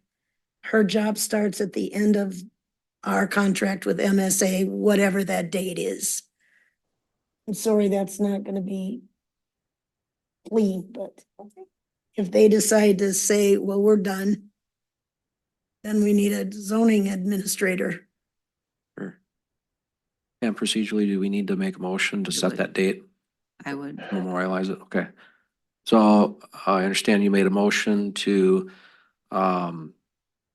start Susan's new job description and pay increase on the date in which MSA, at the end of the 30 days when MSA's contract is up.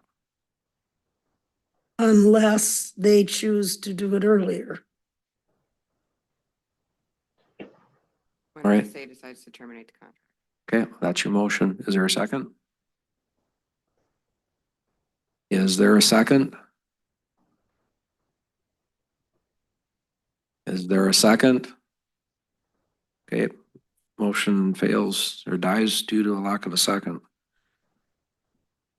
Well, we gotta figure, I mean, we can't have a raise, a pay increase and a job title change and MSA on staff. So unless this is gonna come back before the board in 3 weeks to figure out a date. One second, does anybody have an issue with, well, never mind. Tom, go ahead and ask your question, please. I don't see how MSA could charge us any more money if they don't do anything for us. And I can't see why they would do anything for us between now and 30 days from now. So I can't see the harm in extending the relationship with them because they're not going to do anything for us anyway if we don't want them to. So what you're saying is we could just, I would say it could be effective tomorrow. No harm.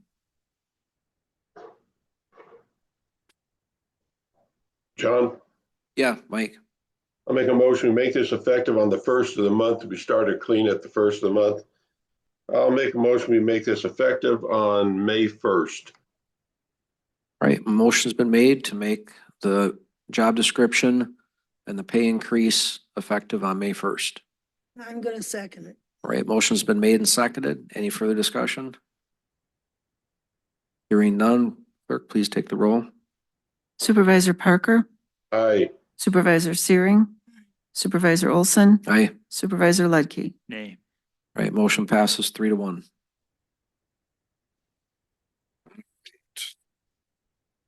Thanks for bringing that up too. All right, we'll move off from the zoning administrator position on to number 7, which is a cemetery lot reversion of East 32A. Would like to speak on that.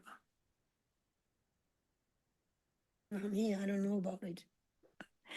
So this resident had this lot reserved for, it was adjacent to his wife. His wife is buried. He would like to be buried on the same lot as his wife, so he would like to turn this lot back to the township. And it just takes formal action by the board to have it reverted back to the township. I will make a motion that we accept. I don't know, I need to know something. It's- That we accept Linwood Cemetery Lot Section F, Lot 32, Section, Lot A, coming back to the township. All Second. right. Motion's been made and seconded. Any other discussion? Hearing none, roll call please. Supervisor Searing, Hi, Supervisor Parker, Aye. Supervisor Ledke, Aye. Supervisor Olson. Aye. Motion passes. All right, we'll move on to number 8, Parks Member Residency. And Bob's not here. Who would like to speak on this? Would anybody like to speak on this? I'll make a motion, we table it to the next meeting. All right, motion's been made to table. I just was still writing. Oh. So I got an email from a non-resident who sent a letter of interest to be on the Parks Committee. And I wasn't sure, and he said, I don't live in the township, but I would like to be on your Parks Board. And so I went to the Parks policy, and it says that the Parks Commission shall consist of 7 community residents appointed by the Town Board of Supervisors with staggered 3-year terms. So my question was, community residents. If it had just said a township resident, that would have been very clear. I wasn't sure. Supervisor Milliburn said, bring it to the board and have the board decide. Okay. did the park committee discuss it? Yeah, you? The park committee did discuss it. I was in attendance. Again, you don't have to speak on it if you don't want to, but you have an opportunity if you would like to, Carrie.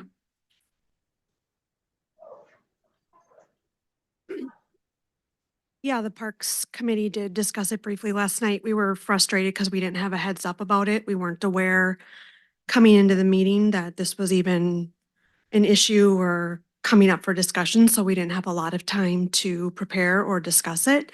I think from what we were given about this particular candidate, it sounds like they live very close. They're not actually in Linwood Township, but they live very close and use our parks.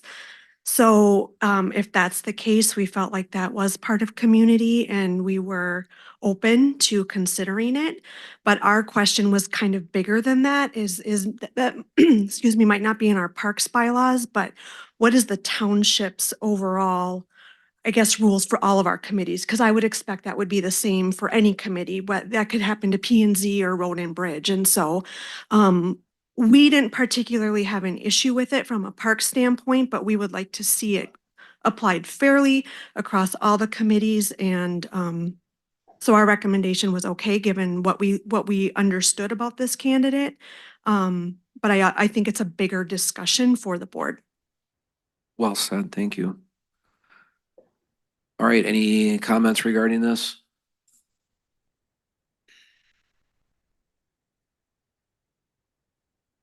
I guess I wouldn't be for it. I can't imagine having somebody on planning and zoning that lives in another place or even on roads or even on parks. I'm iffy on the parks, but for the rest of it, I don't know.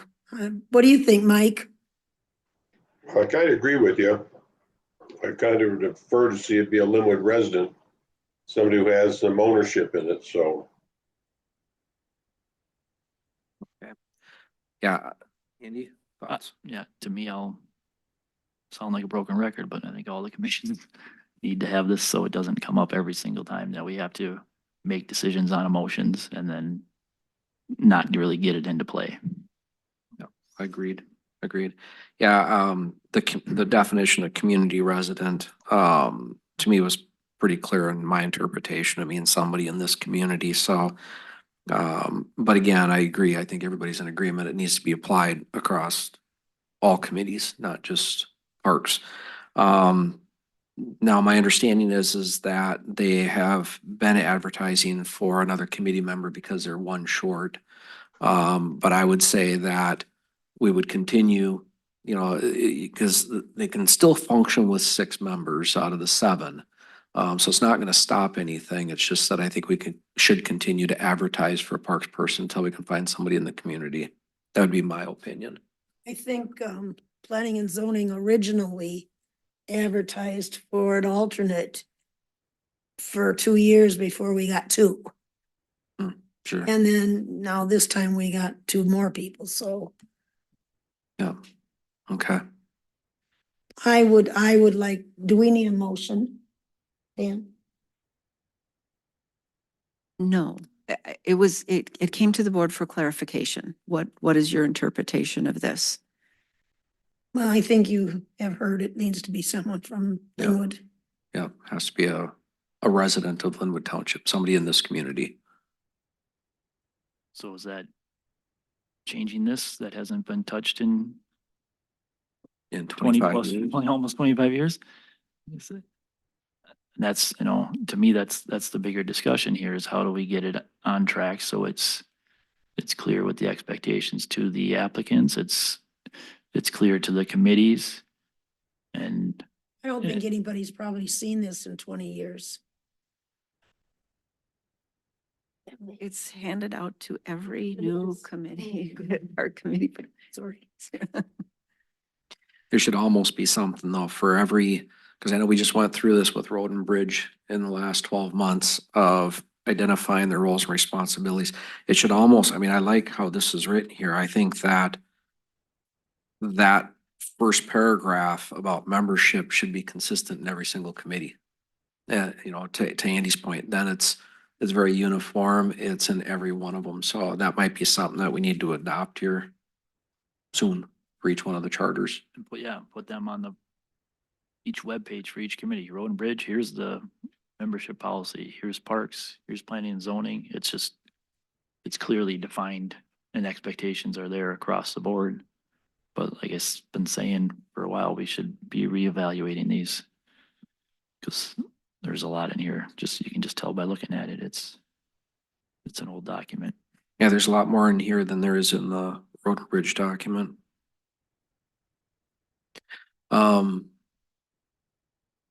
So is that something that we want to move forward with now and including that in each one of the writings for the committees? That first paragraph? Need to be updated first. Well, it took us 6 months to update or 7 months to update the Road and Bridge one. Pam, do you have any thoughts?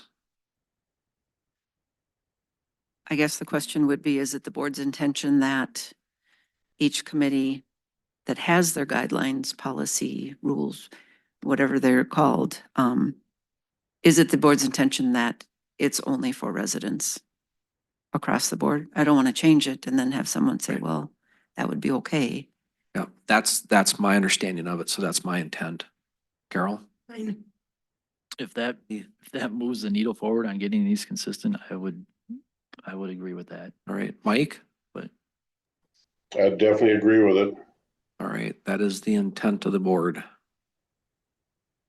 All right, So is there, just on that, then a plan to update or to look at them all holistically, or just change that one thing in each one, but then, like I said, I like the idea of just getting it formatted the same, consistent, broadcasted, almost coming back and reviewing some of the stuff, because you can, I mean, we're talking right here at some of these things, and just making it aware that, getting input from each committee as well, so. Because there could be requirements. That was one of the things they talked about, was come to a meeting first, having to be able to have that be one of the job qualifications, must attend, just to understand the concept of what road and bridge entails or what parks entails.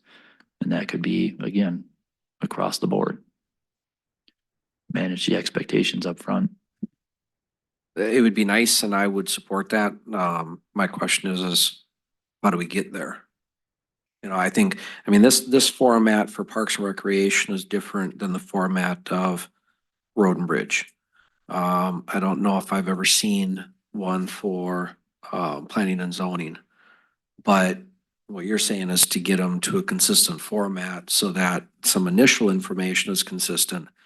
And then there's some differences, but the format should be consistent between them all. How do we get there?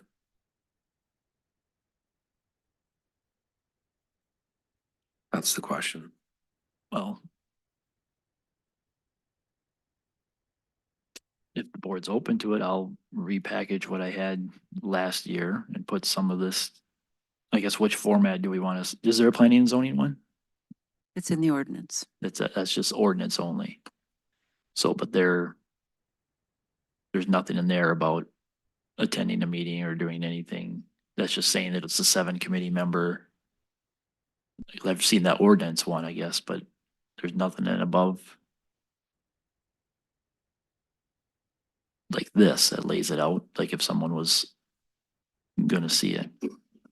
Yeah. So the town board could develop a policy that's a blanket over all of them. There's really nothing wrong with this. There's nothing wrong with the roads one. There's nothing wrong, but you could have a policy that, hey, in order to be on a committee, you have to do 17 things to be on a committee.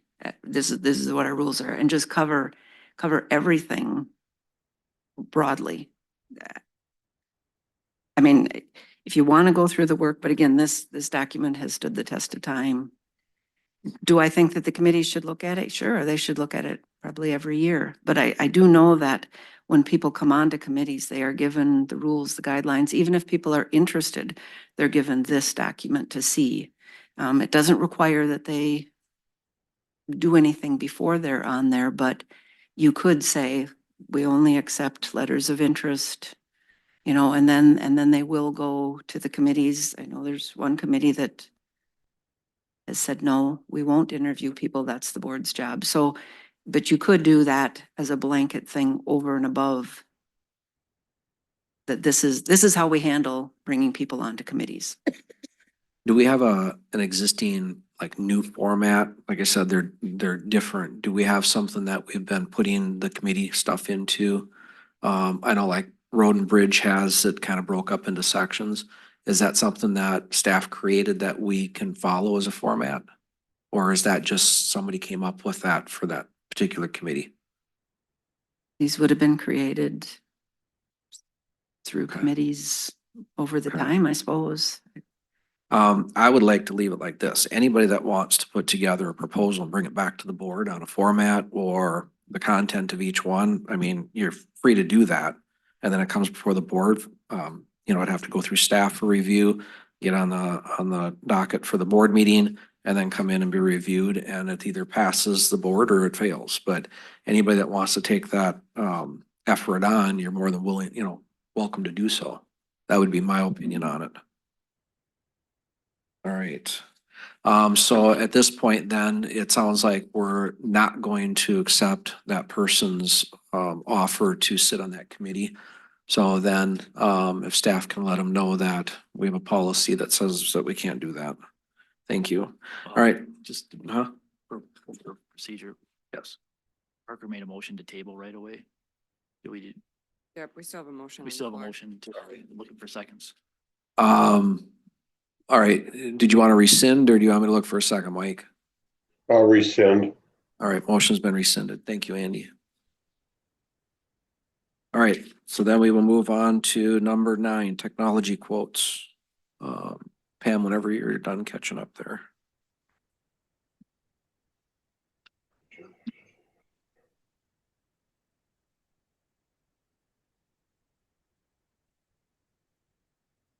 Ready for the quotes?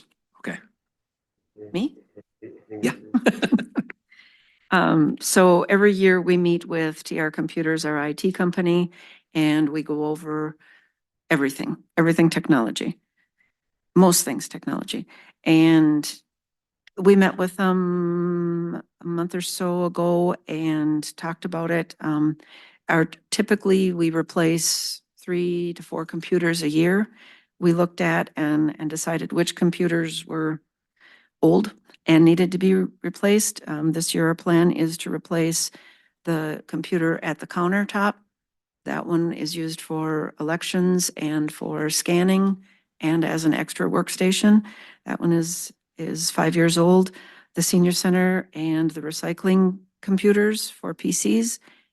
Also, we recently had one of the boardroom laptops go down, so there's also a price there. So this first one that says it's an IT review recap, that quote shows the Dell computers, the price for 3 computers, and the price for a laptop, and then the estimated labor if they come out and do all those setups of all 4 of them at one time. That's $5,269.99. Also shown on here is the XDR, and that is a security service. That is for, I don't think we need it. But we talked through that. That is $18 a month. We have 18 workstations, computer stations. And so that would be $324 a month. That one is, it looks at our entire network, helps prevent cyber attacks, meets compliance regulate requirements, which we're in a little bit different category as far as some of our compliance. We're not quite what some of the other entities do. So that's an option for us there. There is a description, it just came through late today. There is more of a description, and these are things we can come back and add on. But I just want to get through some of the things here. The last one is Securance, the spam filter. That one again is, it's $1.50 per email. And that is a spam protector for all of the township emails. We have 48 township emails. That one probably is not a bad idea with all the stuff going on. That one would add $72 a month. And then there's a SaaS protection, and that one is where I can see that one as being beneficial. That one is $3 per user. But what I wouldn't recommend it necessarily for, or maybe you would want it for every user, but that one is on Office 365. The retention time on that is only 2 weeks. So if you delete a document or you delete an email or anything in Teams, you delete it, it's gone after 2 weeks. And I think the treasurer may have some documents there that maybe should not be gone, absolutely gone. So that one might be a coverage that you would want to consider, is that $3 a month on certain ones. Maybe at the fire station, there's certain accounts, Office 365 accounts that would benefit from having that retention there. It really extends, it's saved in the cloud so you don't actually lose it once it has been deleted. So that's on that first quote. I would imagine you want to work through them Yeah, one at a separately. time. Yeah. All right. Any questions on this first quote? Scrolling back. So the 3 PCs, which ones are those ones? That is ours that we have at the front counter in the office, the senior coordinator, and back in the recycling center. And the one laptop, The one laptop is to One of these replace days. our set here. These were all, excuse me. Go ahead. These were we bought 9 laptops for the boardroom in 2020. And we've already lost, well, this is our second one we've lost already. So in talking through the computers and the lifespan, obviously our laptops are not lasting as long as our PCs. So we're gonna have to next year look at replacing more of the laptops, or we do it as they go down. Corporate wise is you usually look at 4-year life expectancy for reliability on computers. Granted, some computers, home computers will last 7, 8, 9 years, but as far as a business goes, making sure you got reliability, it's usually a 4-year cycle. So the one of the questions I had was on the SAS protection. So we've talked about this like with Teams, is there any data that is out anywhere on Office or on Teams that we have that fall under data retention? All of it. Okay, that's what I thought. So is that being managed or backed up across the board so that we do have it to meet the data retention policy? I don't know about Teams files because we don't have Teams files that we don't also have someplace else. Okay. I understand there's being more Teams files being created out there, which I cannot then monitor to know how to retain this stuff. But otherwise, it really, to me, the focus really would be on emails. And I need to think.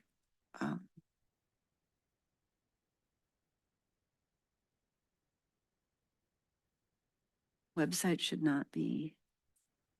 That's a whole nother topic on how we're retaining things on the website. We do need to talk about that, but would be that. And yes, technically all township emails need to be retained if they have to do with, there's certain topics that they have to be retained. What's that? As far as like going up for proposals, if they come in, you have to maintain them for so long, but I guess I've been dragging them over. Right, to you where I wouldn't need to have maintain them. that in there. So Do you know if anybody else, because we were talking about you and Alyssa and probably Susan are doing enough to where this would probably be beneficial if not required? Can you think of any other PCs where we have data retention issues that we would have to have this in place?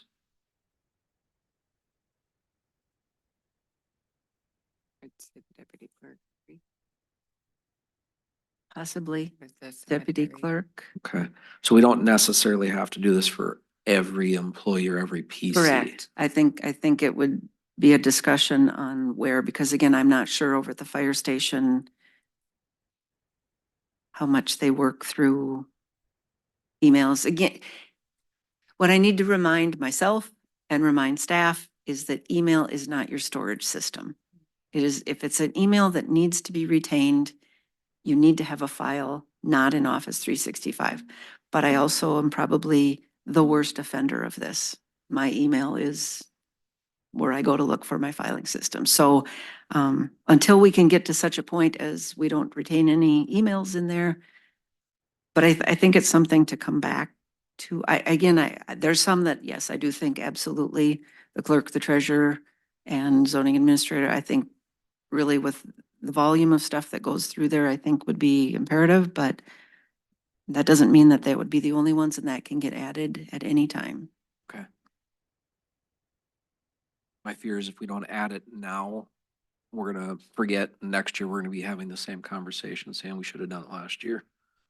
That's my only concern there, but we need to identify who has data that needs to be secured. That's the question there. And have any of the workstations failed that need to be replaced right away? In other words, are we looking to approve this tonight so that we can get these in place right away? None of them have failed. Okay, I would like, especially the one at the front counter, replaced by June because we start elections again in June. And I cannot have that one down during that. all right.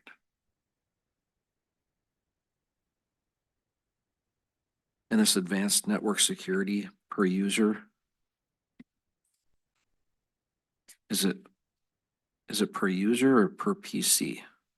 That one is per computer. Okay, so not per user. That's where we've got the 18, right? Correct.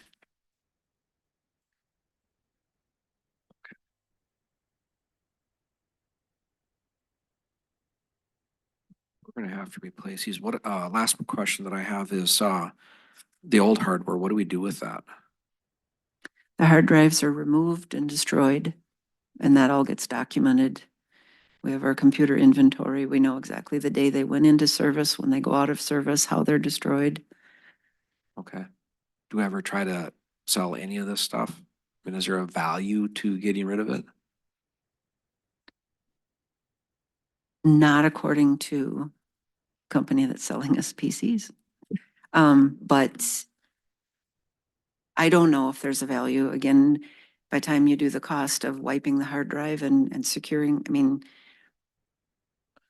I'm just wondering, I mean, because don't know. we've talked about other things that we have that there's, you know, hot topic, SBA tanks or whatever. We didn't think there was hardly any value and we ended up selling them. So I'm just wondering if we had a requirement for that kind of equipment, you know, is there a value of at least offering these before they're destroyed? Because otherwise they just go back to TR computers and they do something with it, right? They would take them back.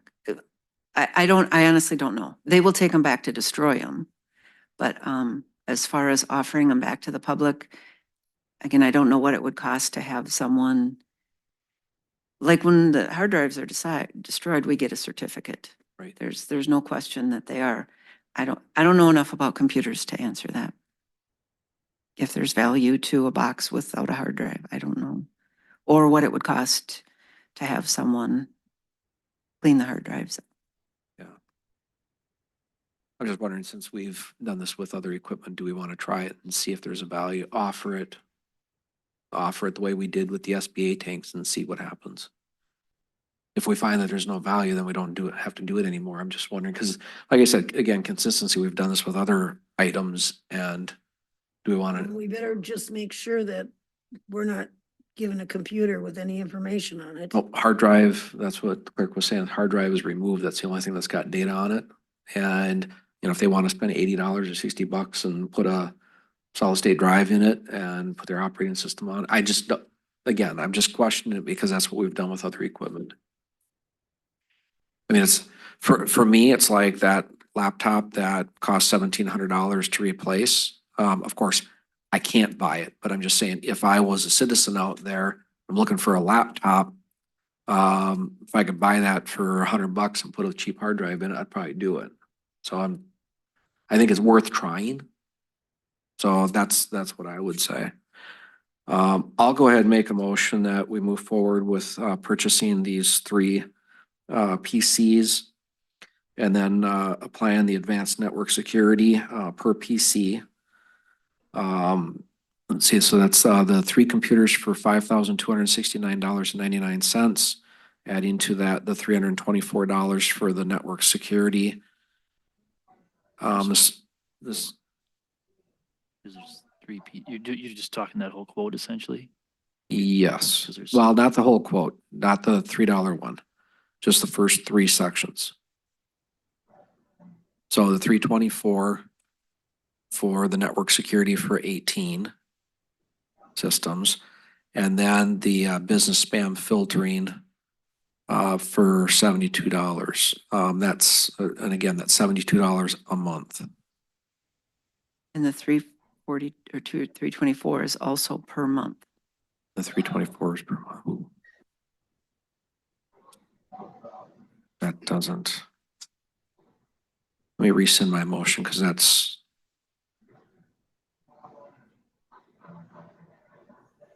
And you said we can add the network security and the spam filtering later? Yes. Okay, I'm gonna change my motion. One Yep, go question, ahead. just because I only asked because your total was that, but you're including the laptop, so it's 3 desktops, 1 laptop? On the top? Because the laptop is in the middle there, and you gave the total was the 52. Oh, I'm sorry, I said 3 and there's So I just actually wanted- 7 or 6, 4. Got it. And my only question on the laptop was going to be, is that just having used these now for a while and understanding the interaction we have with them, they're not, they're not the board's laptop, they're used across other committees, is that if it's truly just to scroll this PDF, would that be an iPad or something cheaper that you can just proliferate here and it's easier to replace? Because when you talk about the schedule, and if we replace them as they go down, that's a lot of money for sitting here True. once a week. That's a really good point. That's why I just didn't know if they had, in that discussion with them, if they understood the uses of what they are, because obviously they're gonna sell us the most impactful thing, I presume, in terms of understanding, they're thinking they're using it for an employee everyday use, but you truly just come up here and you're scrolling and Go ahead, Alyssa. The PC that crashed was the PC that I also log into. With our accounting software updating and everything that I have to have in order to log on, I'm currently on one of the older ones. I need to probably move to this one if we order that, because everything that I'm updating, because I have a secondary login, yet the computer stays out here.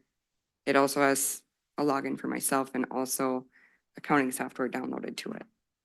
And these are roughly 4 years old, is that right? Correct. They were bought in the spring of 2020. Okay. So this particular laptop Isn't one isn't of just a these. scrolling one. This is actually being used by our treasurer in these meetings then. That's the intent behind it. I mean, it's, And they get used for virtual meetings. Now, maybe a tablet, I'm not familiar, but maybe tablets, you could do the same thing with a tablet. Like I say, we use them in virtual meetings as well. okay.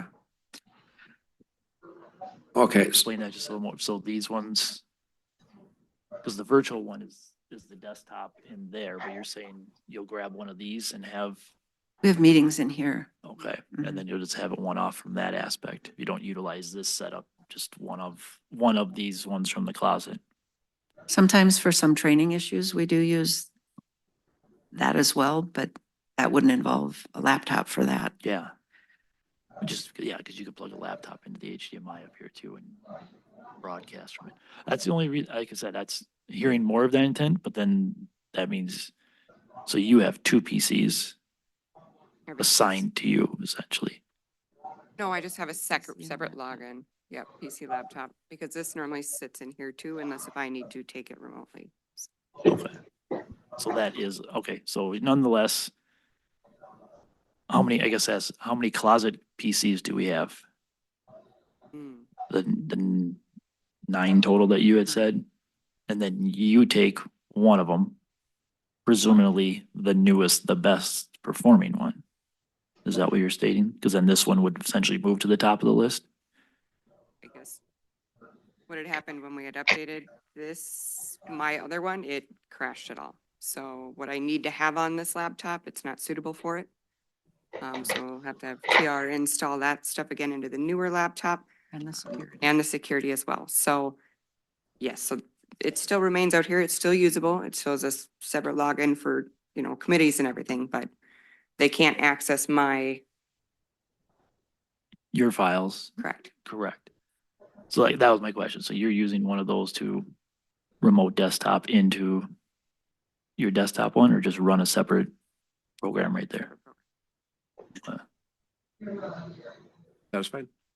Yeah, if we need something to be able to do that, but then that's my question. Then next year, are we gonna have 1 or 2 $1,700 PCs that we just scroll through a PDF on? Yeah, it's one of the things I made a note. What we'll do is as I work through the IT stuff with staff and TR computers, we'll start looking at a cheaper device to be able to do our viewing and see if we can't come up with a solution there.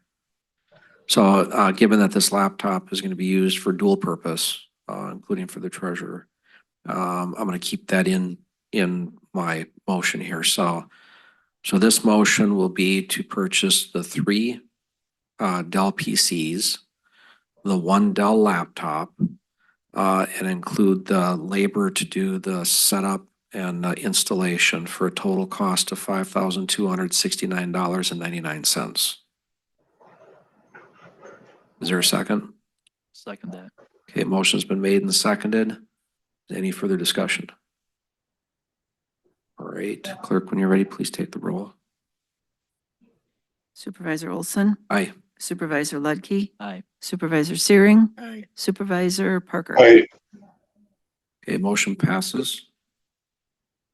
Right, second quote.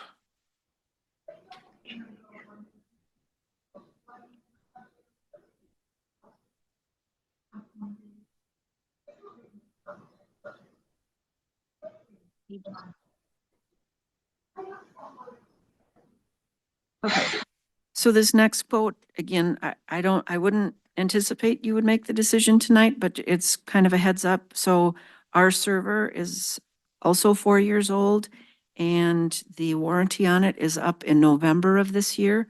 So we asked for a quote for an actual real server.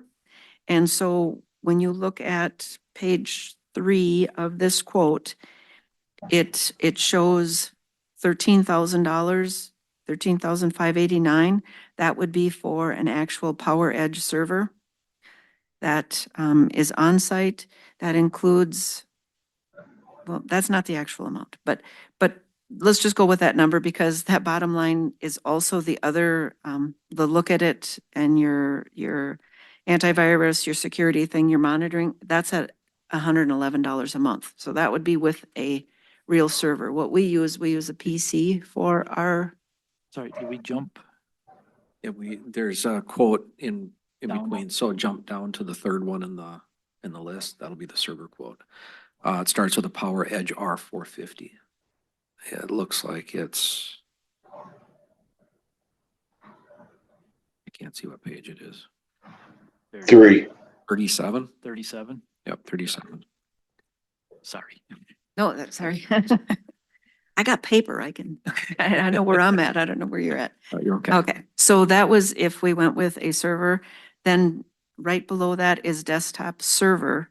And that is actually a PC that we use as a server. The way we function, our server, well, Supervisor Olson can explain this better, but we're not actually working on the server. We're actually using it as storage. So we have felt in the past that an actual PC works for our purposes. So that is a quote to replace our server. Again, doesn't need to be decided on tonight, but that is coming up. And obviously we want to replace that before we have issues because that is our filing cabinet for every department here. And I think the support ends in November, if I remember right, for the existing. Correct, Machine. November of this year. Yeah. So So- that one is 3,875. Yeah. And the installation's a little longer on that because again, it's tying everybody back to a whole new brain. Yeah, in my opinion, a server, a true server's intent is that it's got some heavy processing abilities. So that's if you're actually running applications where the server itself is doing the work. In our environment here, we're using local PCs to actually do the application work. And strictly using the server as a repository. So even as a desktop, that server, the processor of that server hardly does any work at all. It's just kind of tooling along. So it's great to see the comparison, to know that the right decision, in my opinion, is to stay with the desktop that acts as a server rather than a true server. So it's good to verify that, but, you know, to Pam's point, it's November.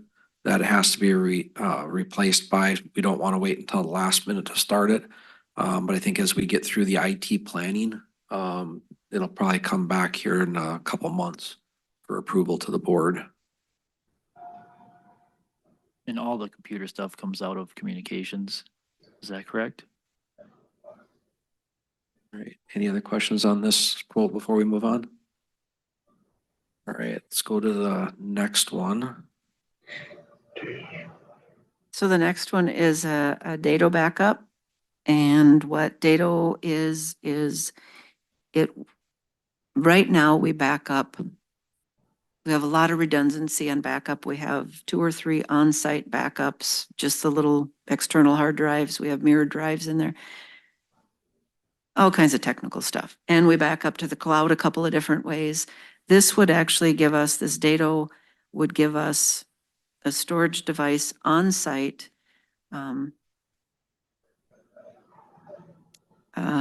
How to explain this? In a disaster, we would need to be up and running someplace, somewhere. And the dado is actually, it backs up or retains the actual programs, not just your data, but the actual programs to where we could literally be back up and running within an hour because everything is located here. Even if the internet is down, we can be functioning again internally. That's an on-site hardware. Along with that, they also are offering the cloud backup for a monthly fee. If we were, so you'll see 2 prices up there, the Cirrus 2 terabyte is $800.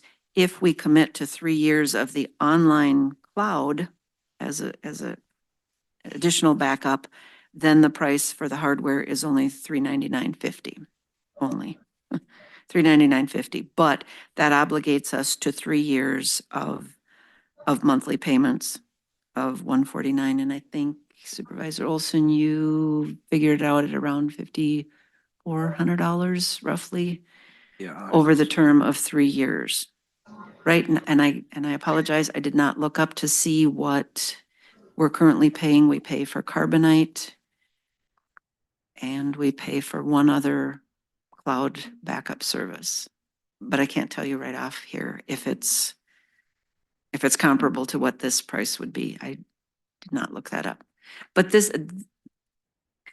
we have talked with TR Computers about this for a couple of years, and I think what we're running on borrowed time here in my estimation, because again, if that internet goes down, we have what we have here, but I found out that even my external drives, they go bad and you don't know it until you go looking for them and find out you haven't had a backup for 3 weeks. So then again, I know, Andy, you're going to say, who's checking it? I get it. But because there's humans involved in this and No, I'm scheduling and full everything support of else. getting something and having something in play, because the resiliency is key to make sure, because it's all part of it. So I totally appreciate the meeting you guys had and the effort you put in. There's a lot of information that was in this with TR. Yeah, out of all of our IT stuff, this I would say is the absolute most critical, period. It's, for security, we can't explain exactly how it works right now, but it is not a good setup. What Pam was referring to is that some backups are what we can do in our home, where you take your files, your data files, and you copy them onto an external hard drive. This particular thing, what it does is it takes what's called an image. So it takes the actual computer with everything about it, how the motherboard is set, all the intricate computer details, and it puts it into an image, so that if a computer fails, rather than having them come in and install the operating system and then install every single application and security, they actually come in and they just put the image back on the machine, and it's everything the way the machine was. So it's quicker, it's more complete, and then literally the computer looks just like the last one did before it died. So Now on the pricing, so the, Cyrus 5X 2 TB for $799. That's annually, is that right, Pam? No, that's a one-time purchase. It's a one-time purchase. Okay, so we won't see that coming back next year then. Correct. Okay. If I remember right, I think he said we could add in the cloud backup at any time, isn't that right? I remember that right? Yes, but you would pay the full amount for the hardware. If you don't do it at the time, Right. you'd pay full price. Yeah, so like Pam said, it's $5,364 over 36 months at $149.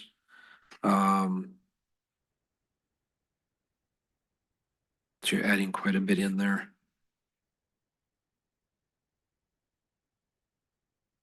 Thoughts? Andy, Carol, Mike? Does this one have to be tonight or? can- Yeah, but that 5,000 some odd dollars, that's spread out over 3 years, so it's not that big of an impact. Right. Yeah, less of an impact. The one thing I can tell you though is if we have something go down and we lose data, $5,000 over 3 years is gonna seem really, really cheap. It's gonna be something that we're gonna regret for a long time. That's the given there. I think for the next 3 years, it makes sense to do this full package so that we've got it in the cloud as well. That's my opinion. I'm gonna make a motion that we move forward with the data storage device at the device cost of $399.50. And then also include the $149 monthly charge for the cloud retention. I'll second it. Okay, motion's been made and seconded. Any further discussion? Is there just anything with tying all, so they'll be able to tie this together as far as their trip charges and their hours and be able to, I guess, is there a timing thing with these in terms of what comes chicken or the egg in terms of combining the cost, any cost savings from them when they come out for the other? Yeah, I don't remember there ever being a labor cart charge for I didn't this. see one on here. That's one. Well, on the next page, on page 4, they do talk about their hourly rate. And yes, I do believe there would be because they're already here. If they could do it at the same time as installing the other computers.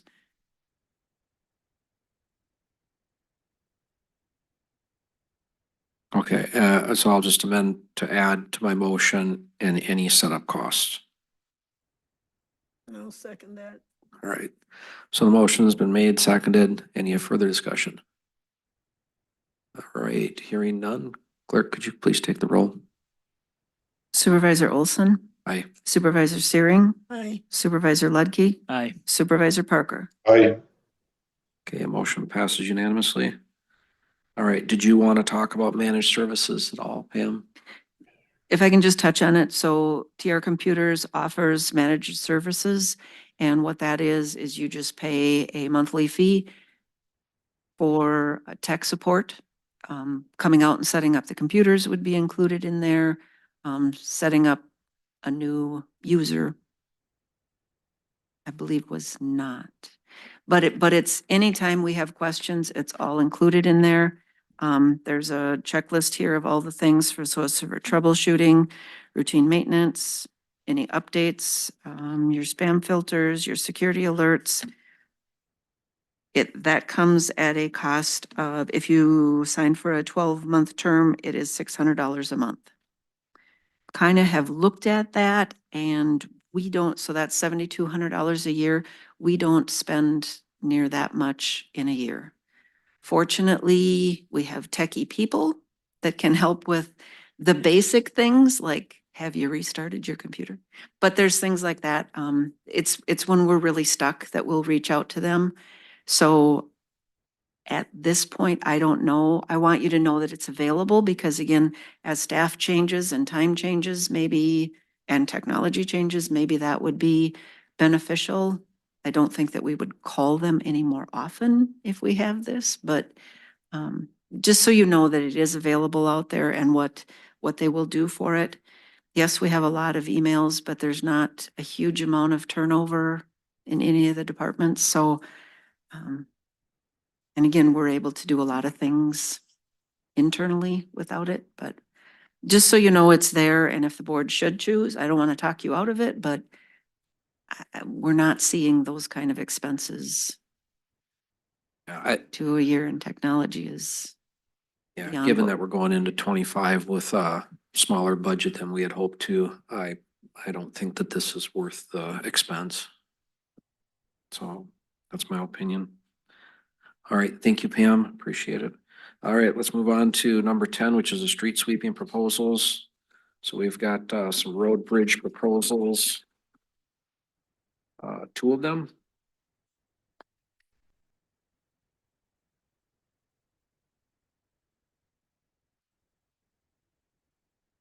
Right, so the first proposal is from Shermick Farms.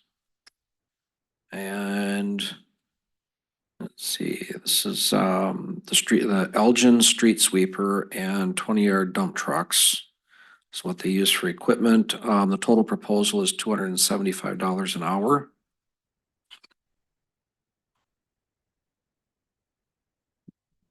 Yeah, okay. And the second one.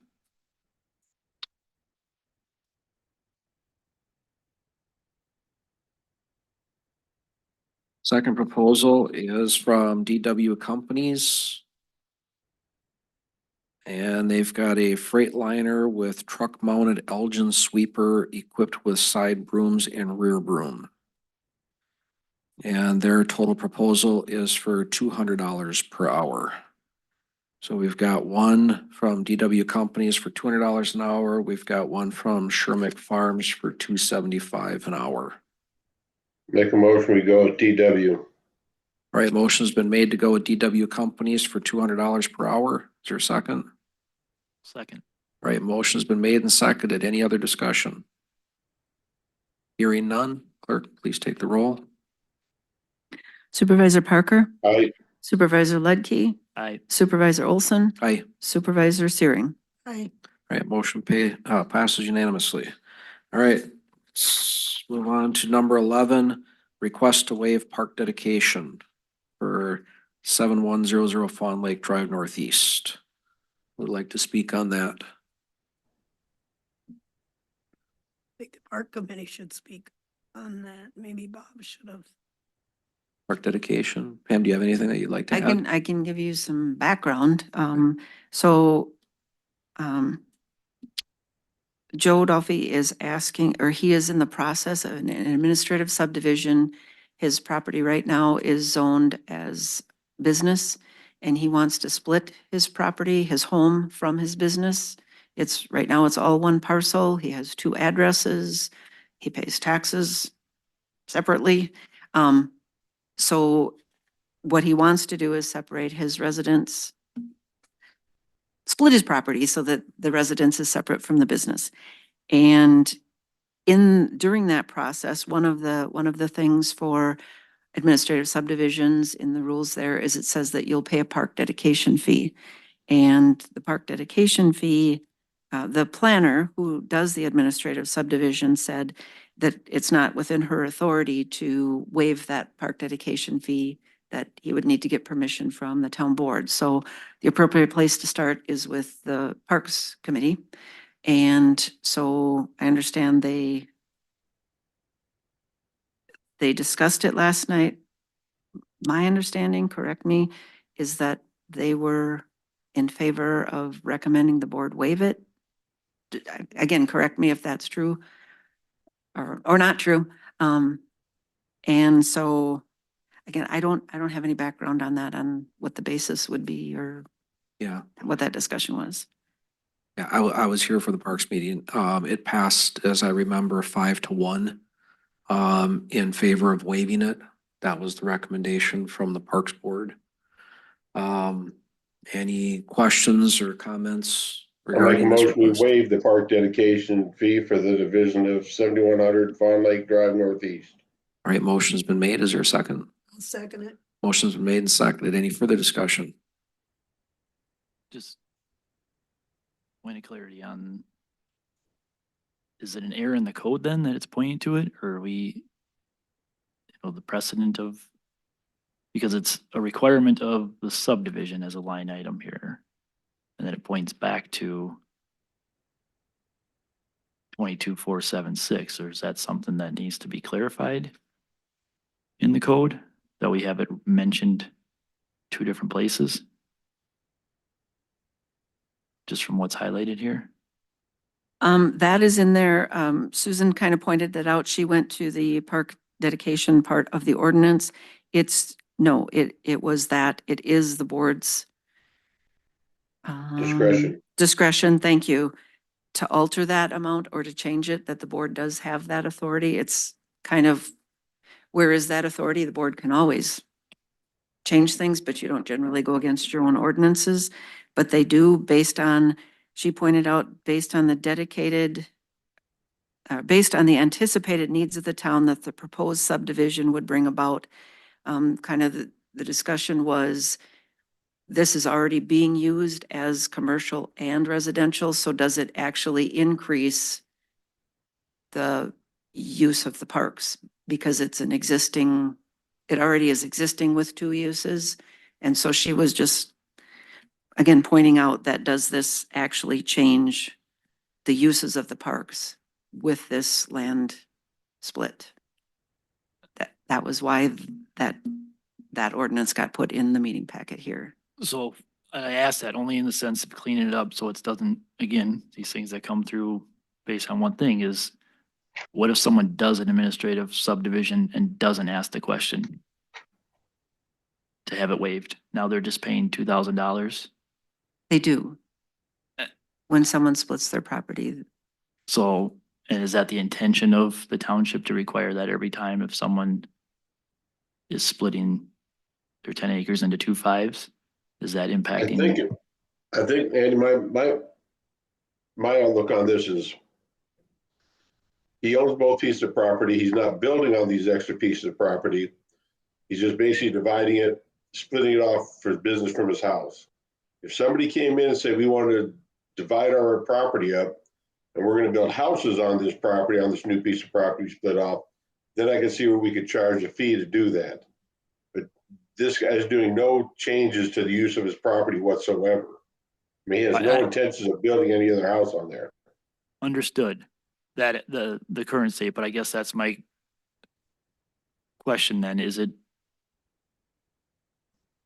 if you're splitting and you don't know to ask, you're still gonna pay the fee, even if you're in this different situation? I'm just wondering if it's clear enough on the residents, the process, because it's listed as one of the to-dos in the process. Right, on I the think number. they may need to update the wording in that, I believe, then. So it's more clear to the residents when they go through the process. They should be able to at least read it in the process. Because it's in the event a new lot is created, it shall be paid. And he's creating a new parcel. Right.